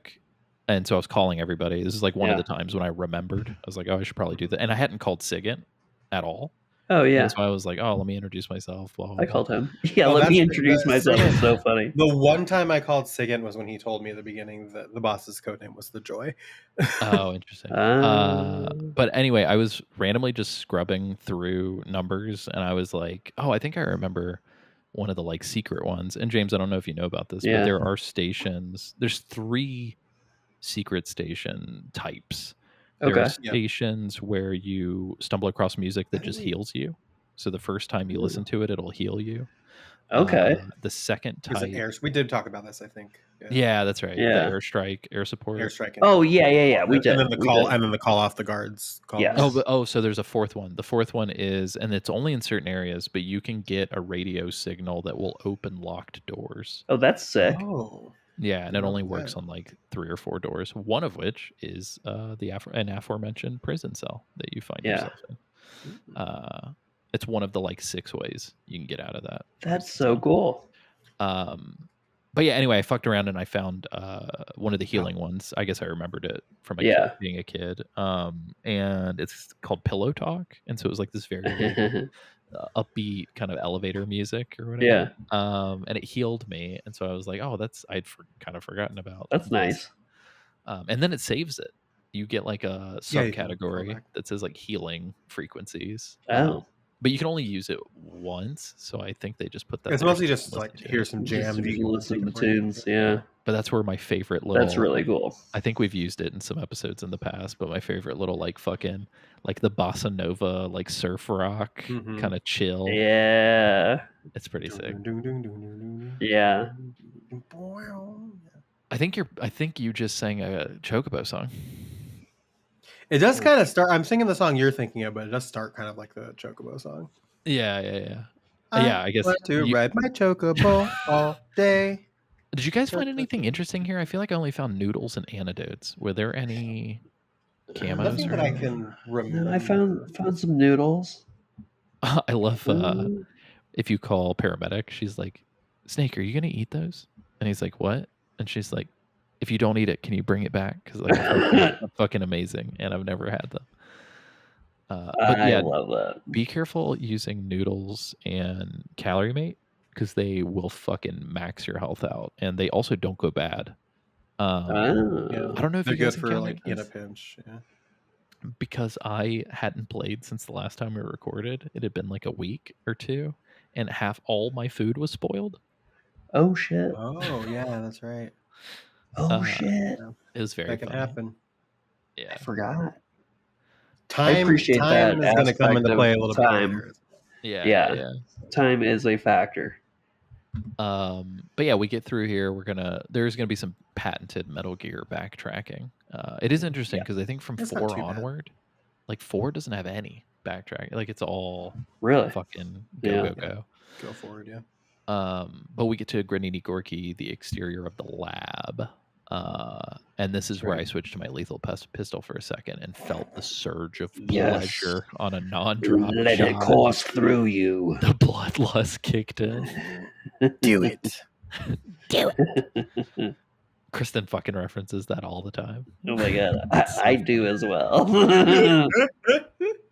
Poor dogs. I'm just gonna say. dogs. If you put them to sleep, they stay asleep. They actually wake up faster than guards. They wake up real fast. They wake If up you really fast. Yeah. shoot them in the head, They make a They sad die, sound. actually. no, they make a sad sound, and then they just fucking.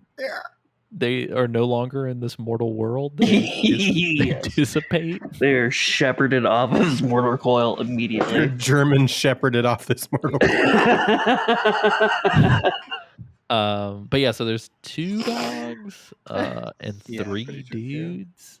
And you can shoot 2 the power dogs. max to 3 dudes, 1 girl in a pizza place. Ew. They're all dead. Uh, They all got Ryan shot by Reynolds there. James.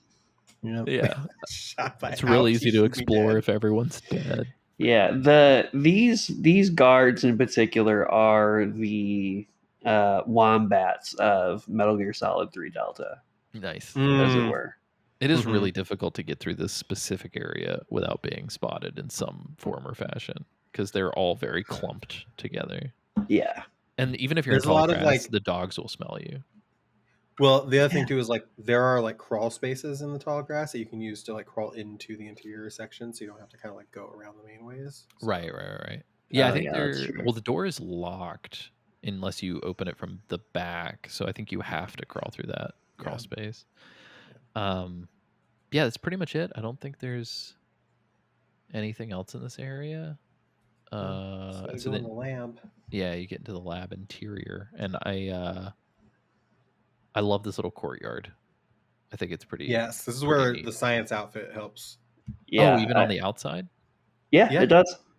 Oh, this is the interior of the wall, so it's like the outside part. It works. In Yeah. here with the trucks. They'll I didn't still know that. the guard will like react like it sees you, but then he doesn't do anything.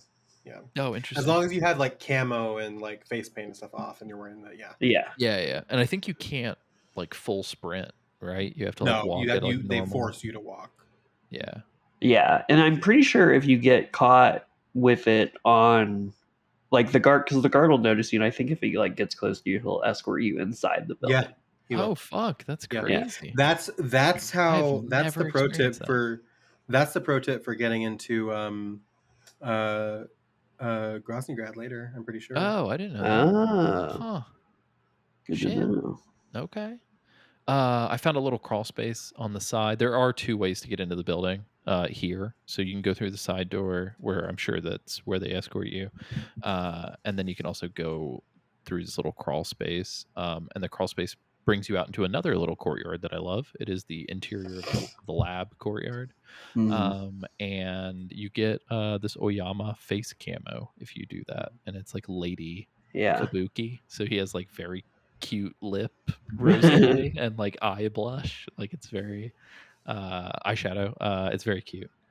Yep. And you can also the weapon shack in this courtyard. You can get the XM16E, which is kind of like the AK, except you can slap a fucking silencer on it. It's pretty OP. Yeah, and then we're in the lab. I'm a little irritated. They removed a neat little Easter egg. Oh, really? In the lab in the PS2 version, there are 2 paintings that are from Silent Hill 3. Oh. And they removed both of them and replaced them with like weird AI generated looking Hate Metal that. Gear Rex. Did you see that? It looked very weird. Oh, I don't think I caught that. it sucks though. Yeah, I do like there's a little like recruitment and propaganda posters and stuff. Who's recruiting for the military in a military installation? It doesn't make any sense. Yeah, that's a really good point. It's like, hey, not sure why you're here, but in case you're not already a part of this operation, They maybe do like consider. they do like 6th grade field trips to fucking Trinity Gorky every 5 years. If you're a prisoner, they're like, you should really join us. Actually, here you go. Yeah. So this little area is pretty cool. There's a bunch of little nooks and crannies and rooms, and so long as you're the scientists know you're not one if they Yes. see you. Yes, and there which is a scientist in a room with a bunch of windows in this spot. I think I did kill one of the scientists. God damn it! I think I That's the snapped. wombat. I think I snapped his neck. I don't think you can't snap necks in the scientist outfit. Oh If you fuck, get you're right. Okay, shot maybe at, I you have didn't to, kill him. switch. You have to switch to something else. Same with the fucking Keraton in this I area. might have switched on the way out. Yeah, I might have done. I might have done the scientist killing on the way out. Now that I'm thinking Yeah. about it. It's really fun. It's fun to kind of like balance your stealth in there, like between tricking the guards and tricking the scientists, and like trying to get around the scientists, because either they see you and they know you're not a scientist, or they see you and they cause problems. So it's like you're fighting the way to go around that. Yeah. There's another area that's gonna be real deep with scientists and like not a lot of ways around them, which sucks. But yeah, in here you can get 2 special camos. You can get the Choco camo. It's on a second floor little balcony area, Oh my god. which I think you can drop down from it, but I don't know where the fuck it drops you. I should have tested it. And then you can get a fly uniform that makes you stinky. You can get it in the bathroom. Stinky. Why would you want to be stinky? If it makes the guards not want to guards check. don't get near you. Oh. I like getting near you. Yeah. Yeah, and I think dogs don't fuck with you either. Oh. Okay. But there's a locked bathroom stall, and if you punch Take it, it down. I feel like they make you punch it way more in this one. Because if I remember correctly, it's like 3 punches, it gets dented. 3 punches, The punch it's inflation. more dented. Out and of then it control. falls. Inflation. But I think I don't know here's if either of you 6 noticed punches. this. Well, I don't know if you even went to go get it, James, but Alessio, in that bathroom stall, was the toilet paper like abnormally huge to you? That's what I'm saying. The proportions on certain things are like fucked up. It was to us humans, a normal roll of toilet paper is about this big around, about this tall. This was like a toilet paper towel. It was like a paper towel roll. It was There's just there's a They're wiping their really asses with paper towels. really good Like Annie the muffin. Austin video about how like the proportions of things in video games are so Yeah. strange. That's another pro recommend. I Annie love that guy. Austin. Yeah, Oh, so good. Great Yeah. videos. Yeah. He did a really good one on the weird environments that nobody checks on or goes to in Mhm. GTA games recently. Yeah. GTA 3. Yeah, the GTA 3 one, Cyberpunk He one's just did very one. good. Yeah. I love the Cyberpunk. He just Yeah. he did. Speaking of Cyberpunk, he did one about like the dams in Cyberpunk. And Yeah. like, how they totally don't do anything. yeah. The Cyberpunk one was really, really good. Yeah. Anyway, that's pretty much it. There's a food shack tucked in a corner, and then there's a nudie mag on the roof, which you can inspect with the R3 elevator. Just the deep sigh. You can inspect You it. can inspect it. You can I look think at there's it. there's a way for the boss to scold you for having a nudie mag, but I don't know how. I just know that it's kind of a meme in the Metal Gear community. Yeah. Like if you call her with it equipped, she's like, "What are you doing with that?" But also in this area, you're going to notice Gamer magazine, EGM, Game Informer, and PSM. And the textures are so bad; they're like real pixelated. I don't know why they couldn't have obtained those issues and just rescanned them. I'm sure they're at the company office because they're Metal Gear covers.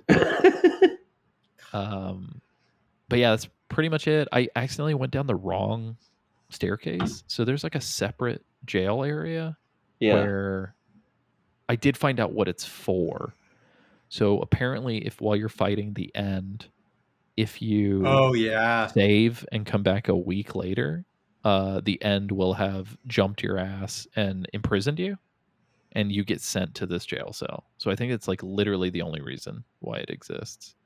But in this jail cell, I went to the 3rd cell, turned the corner, and was jump scared by a poster of a very pretty Japanese woman. And my note That's was, how they I get do ya. not remember Haruna Yabuki. He knows her. No, the name is listed on the poster. Hey.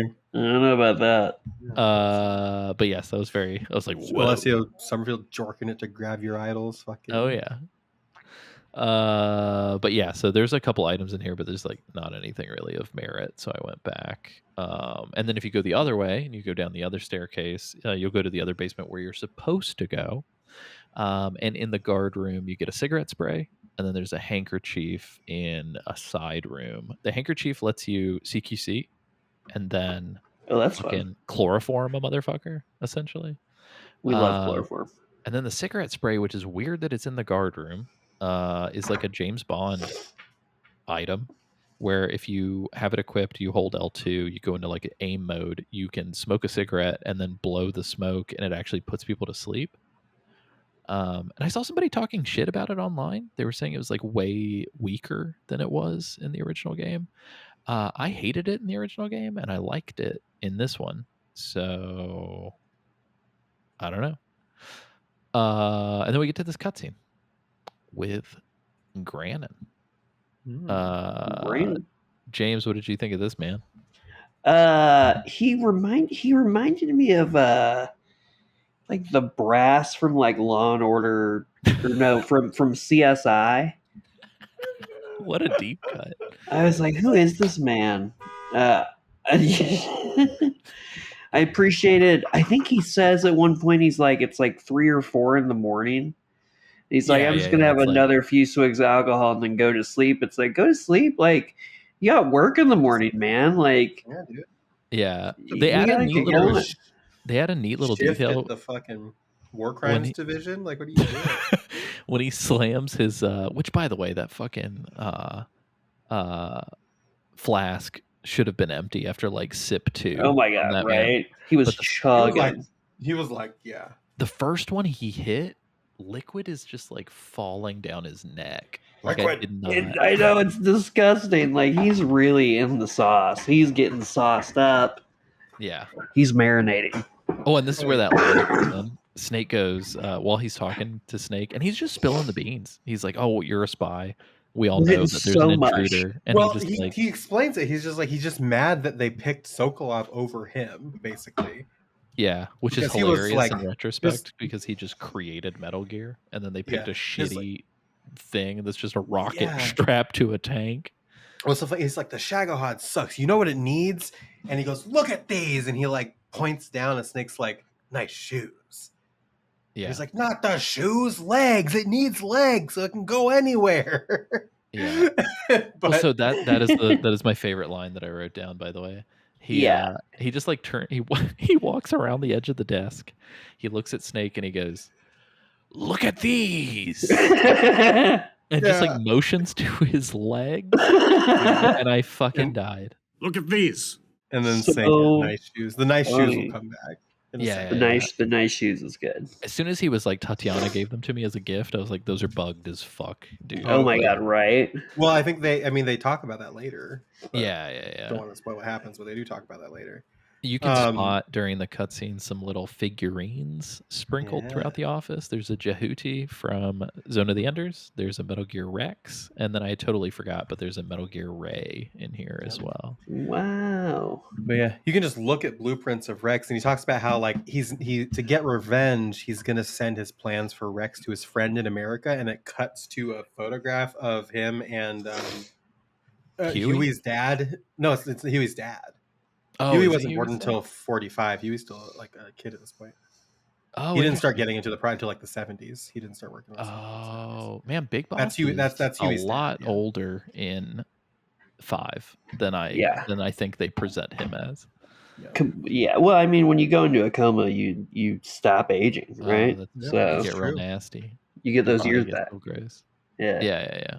But yeah, I love that. There's that tie again to the bigger Metal Gear. It makes it all feel like a lot more of a thorough story. I don't think I'll feel that way when I replay 5. I think it's always that way with a prequel because you kind of get a cheat mode where you get to reference all the shit that comes later. That is true. But yeah, in order to get through him, by the way, you end up having to go through this lab that is like fucking knees deep with scientists. Yeah. And I just ran through and cigarette sprayed all of them, but they're all back when you leave. And so I cigarette sprayed all of them, but one of them got away and he rang the fucking alarm, which you can ring the alarm yourself, which I find very funny. Oh. But he rang the alarm. And so I very cinematically just fucking booked it through the building, dressed like a scientist, fucking dodging gunfire. It was really cool. Yeah. I also did a little like run out of there, but I do think I changed clothes and started killing. Nice. I'm like, Specifically, Granin during his drunken kind of lush info dump, he tells you about two things that I think are really important that we should touch on. One of them Yeah. is he goes into like Ken Burns documentary mode, and I noticed his vocal performance is so much louder when it yeah, switches over. right. Yeah. So funny. I love but, that shit in games too. When like you can tell it's a different session in like a sequential scene like that. It's like we just heard them. Yeah, oops. This is where you find out the Philosopher's Legacy for the first time. Yeah. Mhm. So Volgan's got a dad who had a fuck ton of money from this organization called the Philosophers, and he just mentions that Volgan illegally obtained it, which we do find out more about. But apparently it's such an insane amount of money that everything we're seeing is funded privately from Volgan's pockets. And this Very comes into interesting. play. This is like a huge series milestone moment. Yeah. I don't know if this is also one of the voice clips that you said you wanted to cue, but I do have one more. Oh, mine was the and leg. that is no okay. Mine is look at these. Look at these. Okay, so definitely that. The one that I have is when he's in the documentary mode. Mm-hmm. He starts talking about how like this. He talks about the Philosopher Legacy, this immense budget, and he talks about how like they took all of that funding and gave it to Sokolov for the Shagahad, but that he goes all of the funding for my project came out of it.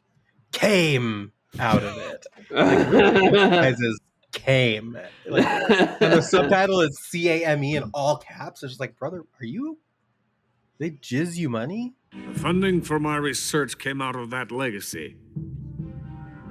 Came out of it.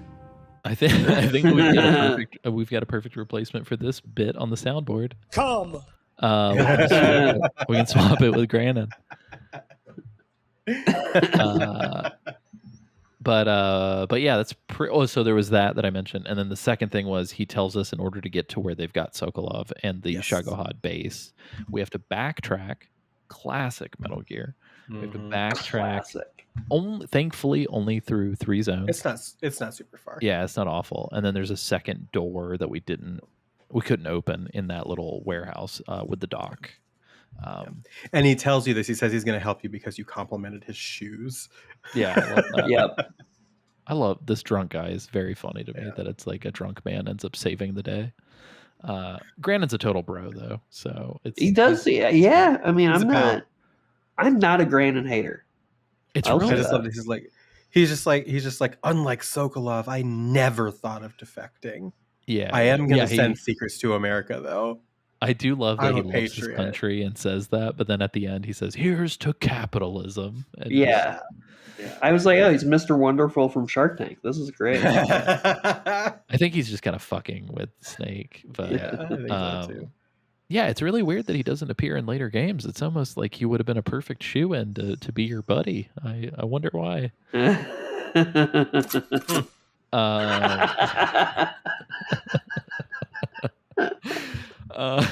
Uh-oh. That's a good one. Stinky's right. There's not much to talk about on the way back. I don't really think anything changes. Cruising. Yeah, I mean, they do repopulate the area. There's more people. I felt like there was more guards. It's just funny to me because hypothetically, especially if you go from one zone to another back and forth, the corpses stick around. So it's funny to me that it's like, did they just drag off all those corpses and then restock? Does seem that way. The day shift took over. Yeah. But as we backtrack, we go back to the booby trap space with Joe Perry from Aerosmith who shows up. So the Fear shows up and does some real nasty shit where he like breaks his own arms in front of you and just wiggles them around. This would have scared the shit out of me as a child. It was pretty. Like I would have lost my marbles. Yeah, it's pretty rough. This fight kind of gets fucking trivialized if you've got the thermal goggles. Though I am immediately. It was like I see you, bud. I literally hung out around a tree, and when he would start to shoot at me, I would just walk around to the other side of the tree, and then I would pop out and just fucking shoot him with tranks until he died. Yeah. That's literally I don't think I moved much at all. No, not at He all. does. It's You would incredibly jump to easy. trees within your like line of vision. It's like, all right. Thanks, bro. His camo, which you also get if you Yeah. trank him to death, is really, really high camo index, but it drains your stamina like really fast. And so you'll notice during the fight, it's actually draining his stamina. And Oh. I noticed he did this once where he comes down and he eats an animal to replenish and then jumps back up in the tree. Well, so you can trick him too, is if you can throw down like poison stuff. If he's like really hungry, he'll eat the poison and then he'll. That was something you could do in the originals. Well, I didn't. Yeah. Because it was very Apparently, he'll do that. Yeah. apparently you can also do like the fake death pill, and he'll come to check your body out, and you can get him when he turns his back to walk away from you. That's interesting. I always forget about the fake death. I do too. It's I never. There's use one it. point of this game that I use it every single time. Yeah, and I forget that's- that you can just it's like- use it whenever. Like there's no need to actually. Yeah, my favorite thing is to just use it and then just fucking die. Just die. You call this a real death pill now. Yeah, they're like, Snake, what are you doing? Get out. But yeah, this area, the cool part about it is it's also like dawn. So it's Very pretty. The time of day is Liliana dawn, right? And yeah, it's really, really pretty. Yeah, I think that's pretty much it for him. And then we just go back to where we went. Like Liliana Dawn, right? Yeah. Yep. And yeah, so we go through that door. I want to. Yeah, please. I want to say a quick thing, and I have been paying attention. I do want to make that clear. I've closed it out since, but I had to have this on it. Confirmed. Yakuza Kiwami 3 is coming. Oh, nice. Wow. For fans of the series where you just constantly have a new gargantuan game to play, it's weird to think that anyone's going to go back and play another game, but yeah, fuck it. You heard it here first. I really like, to me, Yakuza 0 through 6 are like a perfect complete story, so like I probably will go back and play Kiwami 3. I don't know why Judgment still to this day is like teeth pulling. Every time I play Judgment, I play like 2 hours and I just get tired of it. Yeah. Oh, dude, it's so good. It's so good. I feel like I need. Can I be honest with you? I think that you should skip Judgment for now and just go into 6 or 7. Yeah. Yeah. Honestly, yeah, I think you should. If Judgment is doing that to you, Judgment is a side story. Like it's not really related to Yakuza. Yeah. It just takes place in the same universe. So I would just go to 7. The characters in 0 through 6 are so fucking good that I think the characters in Judgment just don't feel as good, and I just don't really care. I mean, the overall plot is very cool. Like you're solving a serial killer case is awesome. Oh, that's fun. The thing about Judgment is that the unfortunate thing about Judgment is that it is like that. They don't really start getting endearing until about halfway through that game, maybe a little bit longer. And then 2 is just like you love everybody immediately. I'm pretty far into it. It's just I play it in short bursts, and I feel like with the other Yakuza games, I would just fucking slam through it in a week. Yeah. Like I was just hooked. I think you should maybe stop and then play, like get back into Like a Dragon and play 7 for sure. Sorry, that was our. If you want to listen to a Patriot Club episode on Yakuza, maybe we'll do that in the future. I feel like it would just have to be me and Lily, because I feel like Chad and Nick have not played any of them, if I had to guess. But anyway, Yakuza is dope. If you like Shenmue, Yakuza is like what Shenmue should have been. Like it's fucking great. I mean, it's also a Sega game, so I would have to think that they were kind of literally is what Shenmue should have been. Yeah. Shenmue tiptoed so that Yakuza could fucking sprint. That's right. That's absolutely right. All right, we're back. So now we're in Svyatgorod. Beautiful vacation destination. Yeah. Eva calls. She gets you with a status update. She's very clearly hiding in a locker, whispering or something. Yeah, right. And she tells us to meet her at the mountaintop, and she'll give us a key to enter Groznygrad, which is the intense fortress where they've got Shagohod and everything. Nice of her. And then she says, "Yo, the end is waiting for you at the foot of the mountain." So just like brace. For impact. Yes. Dev Diary Season 1. Crash Lands documentary. And so anyway, this little area is going to be my God. It's Sviatogorny. It's Yeah. Sviatogorny. Yeah. So Sviatogorny, you've got southwest, east, and north ish. No, southwest and east. And then we enter another zone called Zokrovino, which has south, north, and west as well. So we're in these like big kind of interconnected areas. There's not a lot going on in south. I don't think there's even any enemies, so I'm just gonna kind of breeze past that.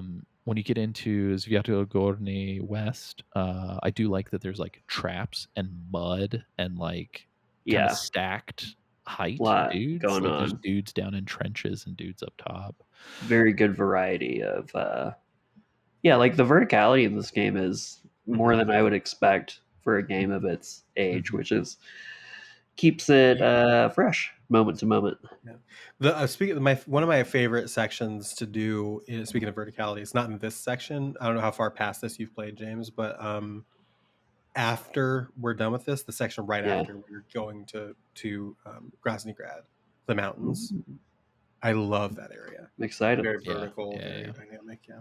I will say, I feel like Metal Gear has always been like that from Solid 1 onward, because even in Shadow Moses, I feel like there were a lot of areas like that upstairs, had... downstairs. That's a good point. Yeah. I mean, obviously, you couldn't really do anything because you can't first-person aim in that game and shoot stuff. But, so then we go into East, and this is where that secret little... It's not secret, but the little side zone that I overlooked as a kid multiple times.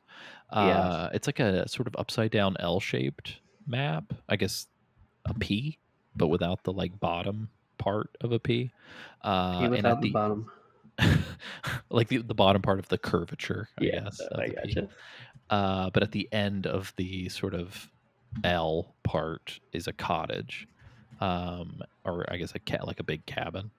And it's really fucking cool. There's like two dudes in there, there's two dudes on the outside kind of patrolling, a dude on the inside. And I don't know if this is triggered by entering it or if I just had bad luck, but while you're in there, a fucking squad of like 4 dudes roll up. And if anybody is shot or knocked out or whatever, they'll be like, "Yo, what the fuck?" And then they surround the place. Oh shit. You can get on the roof, you can crawl underneath it, you can chill inside. There's like very clearly it's like a barracks of some sort. But you can find in this little weapons depot next to it the M63, which quite literally is like a fucking Rambo intense heavy auto rifle thing, and if you hold down the shoot button, Snake literally goes It's so fun. And so I feel like I love that. I feel like this zone is kind of particularly made for like, this game gives you so many fucking tools to just lethally devastate people. They want that's funny. It's like, weird. Don't you want to kill? And they want you to do it, but they also punish you severely for it in a lot of ways. Yeah. So it's like, Specifically, there's like a scenario that's going to happen later in the game where, depending on how many people you've killed, it is literally significantly more difficult. Yeah. Next episode, we'll talk about it. Oh, nice. Sure. Yeah. Pumped for it. But the zone's fucking sick. I really enjoyed the stealth in this area, and this is a really cool area. But then we come up to the end. And I'm very curious to hear from James about how this went, because this is like often cited as like one of the best boss fights in like video games. Yeah, it was. Really quick. Yeah, I want to start with this because my assumption here is that we all fought the end. Like we all depleted the end's life bar and everything. Correct. Yes. So you can do it in this game. I did stamina bar. Yeah. Yeah. You know what I mean. But we engaged in combat with the end and completed the fight with the end. Yeah, we all did this. Yeah. One of Lily, historically, you did not do this for a very long time. I'd never done that until the first time we covered this game for the show. Wow. So, one of the legendarily, because again, I was a little piss baby, and I was scared of video games. So historically, one of the ways you can defeat the end, he's so fucking old, that if you turn the game and you don't play the, because if you leave the game off for like a week and go back in, he'll throw you in the jail cell. Mhm. If you leave it off for 2 weeks and you come back on, turn it back on, he will just be dead, and you will bypass the entire battle, just kill him because of time. The way Snake to will get even around like be this, upset about it. He'll be like, the poor old Yeah. dude didn't get his final fight. Yeah, the way around this is you can quit the game. This is on the PS2, all the versions. Quit the game, change your system clock to be 2 weeks from now, and then go back in, and that will also count. And it also works on Delta, It's really cool. so you could That's sick. do that. So this I love is the that. second way you can kill the end. So in this video game, along those lines, you do get something special if you manage to sneak up on him and like hold him up. Oh, And you get his camo, which is like the best camo in the game, and also replenishes your stamina if you're in sunlight. Here's the shitty part, you guys. I held him up 3 times, no. and I aimed at his head and his crotch, and the first time I did it, he was like, no. And then the Don't second do time I 3 did it, times. yeah, well, the second time I did it, he didn't do anything. And then the third time I did it, I had 1 fucking bullet left. And I was like, well, he's not going to fucking give me anything. I don't know why he's being a dick. And right as I pulled the trigger, he started to do the wiggle. And I just didn't get his fucking camo. And I was like, I don't want to replay the boss fight. Because for some reason, dude, like, It's a long one. It took me a really long time this time. It took me a hot second as well. Well, because my stamina kept fucking depleting, so I kept having to like restock, and then I would lose sight of him. And then there was a point, I don't know if he did this for you guys, where if you come across him, he'll be in a clearing and he's like praying to nature, and the sun just fucking replenishes like his health back up. That He happened does to that, me. he does that in the original too. Ooh, he's Yeah, a little yeah, yeah. shit. That pissed me off when that happened. I was so low on my trank ammo. Yeah, I was like, And I you got him like down to like a sliver. I was probably 1 shot away, and this fucker started praying to the sun. I'm like, come on. I feel like I don't know. I feel like the crouch walk made it way easier for me. Oh, I he did. There was a spotted my period ass of time at the beginning of constantly the if I did battle where that. I completely forgot that it was a multi-area fight. Oh yeah. Yeah. So I was getting real upset because I couldn't find him at all in that first area. Yep. I was like, you have to go and move on. Yeah, yeah, But, yeah. I did a lot yeah. of belly crawling. I did a lot of belly crawling. Too. I did Yeah. a lot of belly sleep. It's funny because like anytime I would crouch walk or do anything, I would hear like gotcha and just Oh my fucking God. get shot. Fucking. So I So belly good. crawled I fucking used everywhere. the thermal goggles to find them though. Yeah, same. Like, They do a followed his clever little thing. footsteps. They hide so many mushrooms in the tall grass that you'll Yeah. think it's him, and then if you Yep. don't have thermal goggles, they look like his bald head.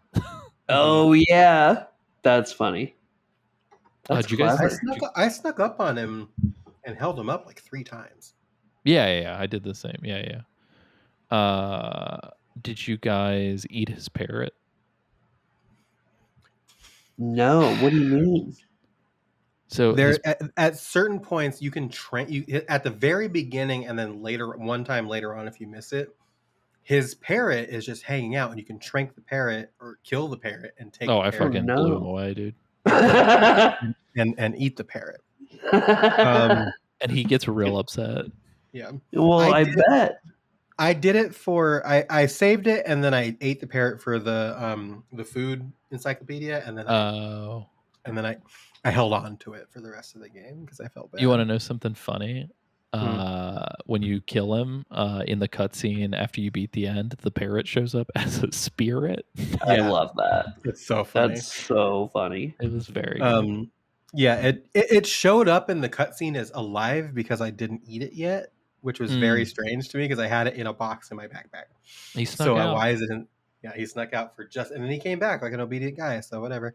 No, you do. There's a thing that happens later in the game where you do lose him, but I did carry him up to that point. Oh, nice. Interesting. Yeah, I did. And the other thing too, the thing that I tried is this was one of the times where I kind of like spammed the codec. I ate the parrot and then I called the codec and nobody had anything to say about it. Paramedic didn't say anything about it. Nobody said anything about it. Sigint's I was just a little like, let down. dog, that's Nothing to fucked see up. here. Nobody said anything. I was like, oh, all right, well, whatever. It was so funny between holding him up 3 times and eating his parrot. I was like, I have securely disrespected this old man. Yeah. Early. Well, imagine getting his parrot, eating his parrot, saving the game, leaving it for 2 weeks, and then letting him fucking die off camera.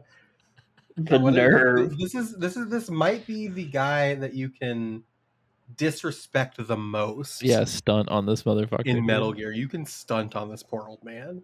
Yeah. And that's the thing about him too, is that he feels like he seems like he'd be kind of like a nice grandpa if he wasn't 100%. doing this. Except for his nasty eyeball. Yeah, he does seem like a nice guy. Chelsea wasn't watching most of this game. I do have some funny stories a couple episodes from now about her when she was watching it. But she was watching this fight. And she was like, oh God, I hate it. And she was anytime he was on screen with his eyeball, she was like, no, God. She Yeah, did during not the like cutscene, his eyeballs. like eye pops out of his fucking head. Yeah. But yeah, no, it was great. What was I gonna say? I think so. Yeah, that's the end of the fight. If you trank him, you get the Mazda Nagant, which is his rifle. Yeah, which tranquilizer sniper, which is dope. Yeah, but it's loud as fuck. That Mazda Nagant, I feel like next to the FAMAS is like gun collecting Metal Gear people's like fucking absolute favorite like trophy. Yeah. Because I've met multiple people who own a Mazda Nagant and are so proud of it. Oh. I mean, it's cool, but yeah. Yeah. Anyway, I found out Liquid Metal Mike owns the pistol that Snake fucking gushes over. He like literally owns it exactly configured the way that Snake has it. I do want to say before we move on, because this is the end of our coverage basically. Yeah, it's the end of the episode. I do like how he dies, because obviously like he's wearing this like leafy ghillie suit and he absorbs the energy from the sun and everything like that. His green leaves turn orange, like they're dying, turning into fall colors, and then he explodes. I like his scenes more than I think. Yeah, like his scenes are the best scenes out of all the Cobras. Yeah, when he explodes, I think it's just dead leaves. Like he doesn't shoot anything or anything. Melancholy. Yeah. Does he not explode? I swear to God, he explodes. I thought it was leaves. He does explode. He explodes. But I'm saying nothing like shoots out of him. Oh no.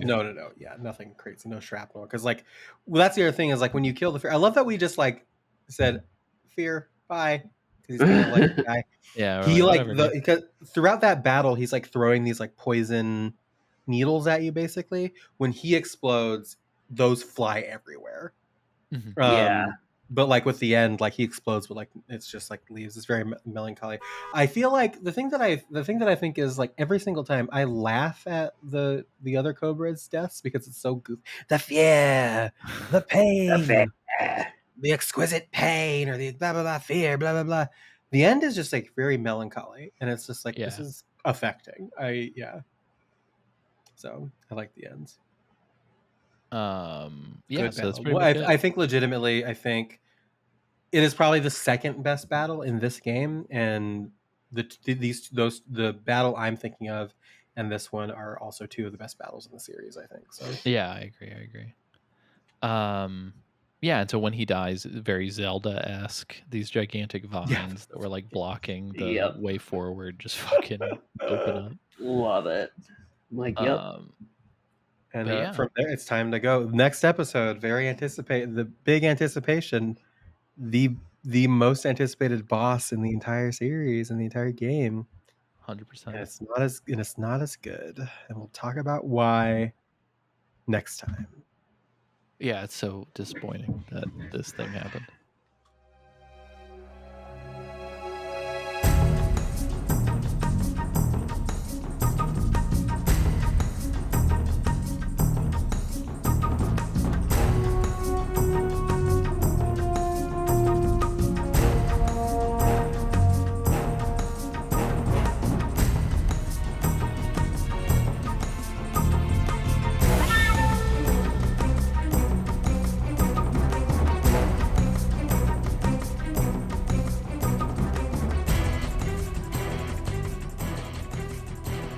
pretty much it.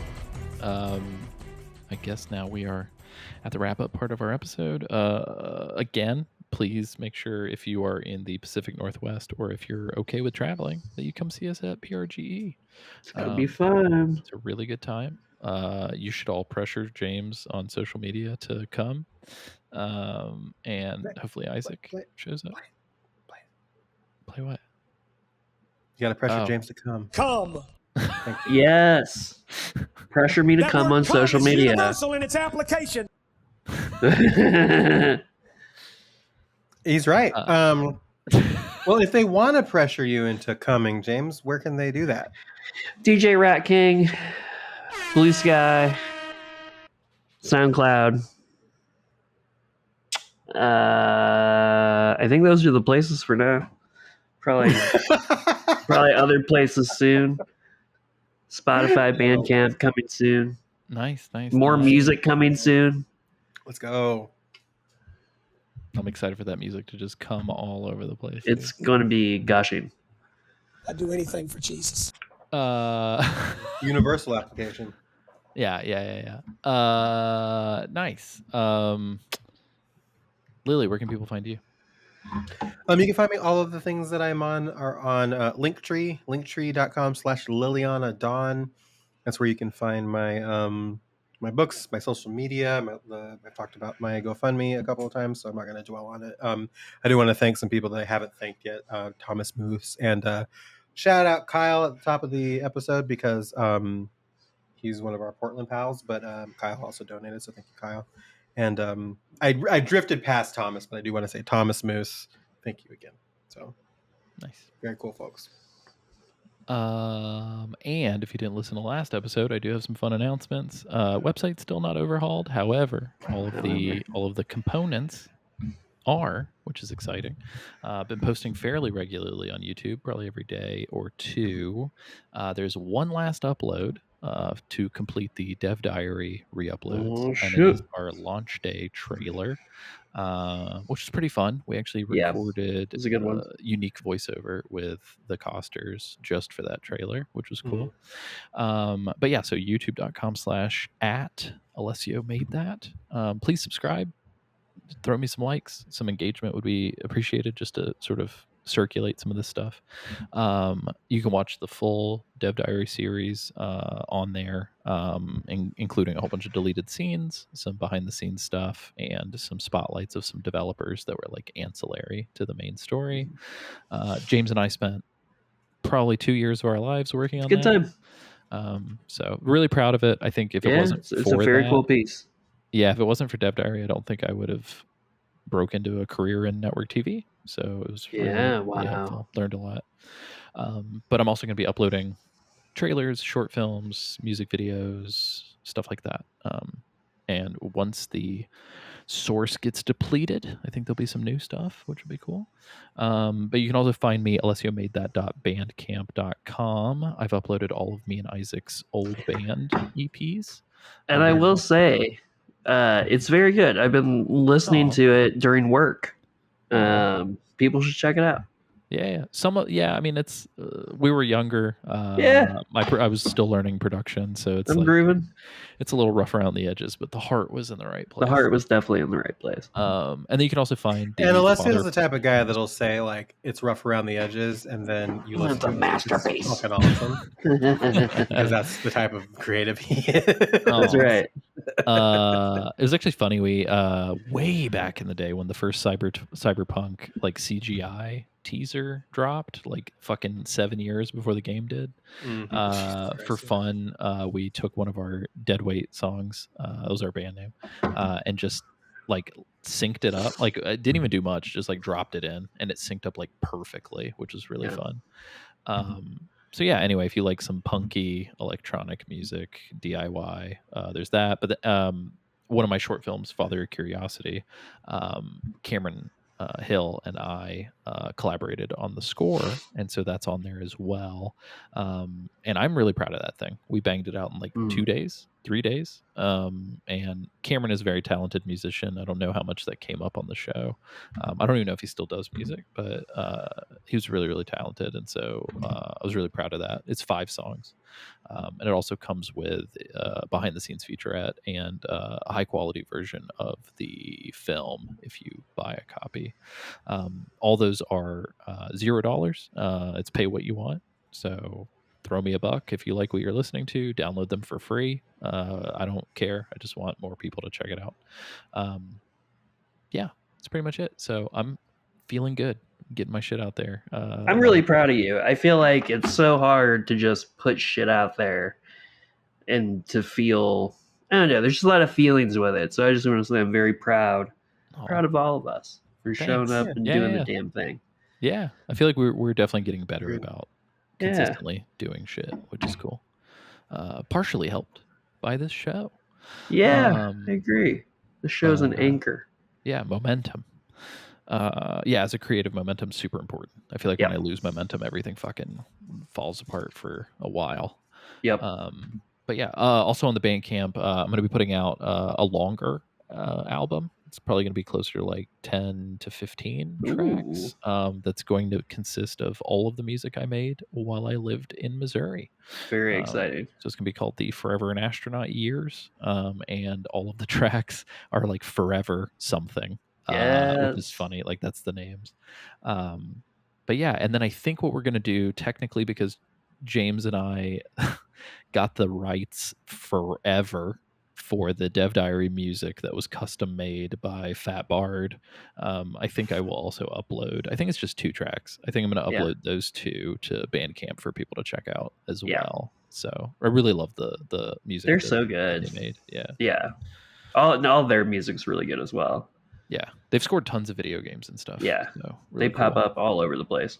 But yeah, so you should come check that out. I think very eventually my goal is to actually put some energy into making like a really solid like new EP. Dude, you should. Your music's always a lot of fun to listen to. So thanks, guys. Well, maybe you'll get some inspiration creating the theme song for the podcast that I do. Yeah. Hey. I'm excited to do that. Hopefully I'll get started on it before PRGE, but I do have a lot of ideas and some like sort of sketches already put together. Nice. So I did want to bring that up. That's my weird segue into actually remembering to bring this up. That link is also on my link tree, but I currently, as you're listening to this, I do a podcast called Adam and Lily at the Disco with Mr. Cropes, Adam Hilton, who is a listener, who is a friend of this show. Basically, the concept was this, except we do it with the discography of Panic at the Disco. But we are getting to the end of that journey, and our finale season is ranking 112 songs, all 112 Panic at the Disco songs. And we're doing 10 songs per finale episode. And then once we do that, we're going to take a few months off, and then we're going to come back with a new podcast that I will announce later. Same feed, new name, new branding. But Alessia's making the theme song for that, and I'm very excited about that. Very exciting. Yeah. I don't know why, but I am so fucking proud of the Patriot Club theme song that I made. Really good. It's so fun. But yeah, so maybe I'll put those the intro and the Patriot Club theme on Bandcamp as well for people to check out. But yeah, I love the intro to the new intro to this podcast. I love the Patriot Club intro. Yeah, it's really, really good. Really good. I think I made that free for patrons as well. So if you guys that's cool. Just so many those. goodies in the Patreon. Yeah. Don't forget the Pickle Cast. Don't forget the Pickle Cast. Oh yeah, the Pickle Cast is god tier. Yeah, you get a free Patriot Club mini episode. Yeah. I don't want to necessarily guarantee this, but I will say I think that you should cut the Applebee's conversation from the 10-year anniversary episode and make it. I don't know if you cut it at all. If it's still in the episode, fair play. But if not, I think you should take that and put it as another freebie Patreon episode. Nice. Okay. Yeah, it's a good one. Yeah, I will do that. That sounds fun. I will say this. I think when we're all in person, I think we do the Patriot Club episode in Portland. Yeah. We have to. Me and Chad were Yeah. talking about doing that. Yeah, we have to do that. Nice. Yeah. So the upcoming Patriot Club topic that was picked at random is Rule 34. So we'll be talking about Rule 34. Yeah. That's exciting. Live in I'm our excited, hotel really. room.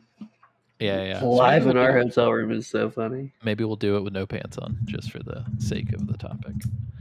I don't know if I don't like that idea necessarily. Nice. All right, y'all. Well, I have yet to use a certain item in this game. I just don't see a reason for it. Maybe I will when I get to Groznyj. I've never used this item. I think I have used it in Groznyj. James. I used it, and do you know what this guard had the nerve to turn to me and say? He looked down. I was like, guys, I look pretty cool. And this guy is the nerve. He says, "You're not gonna believe it."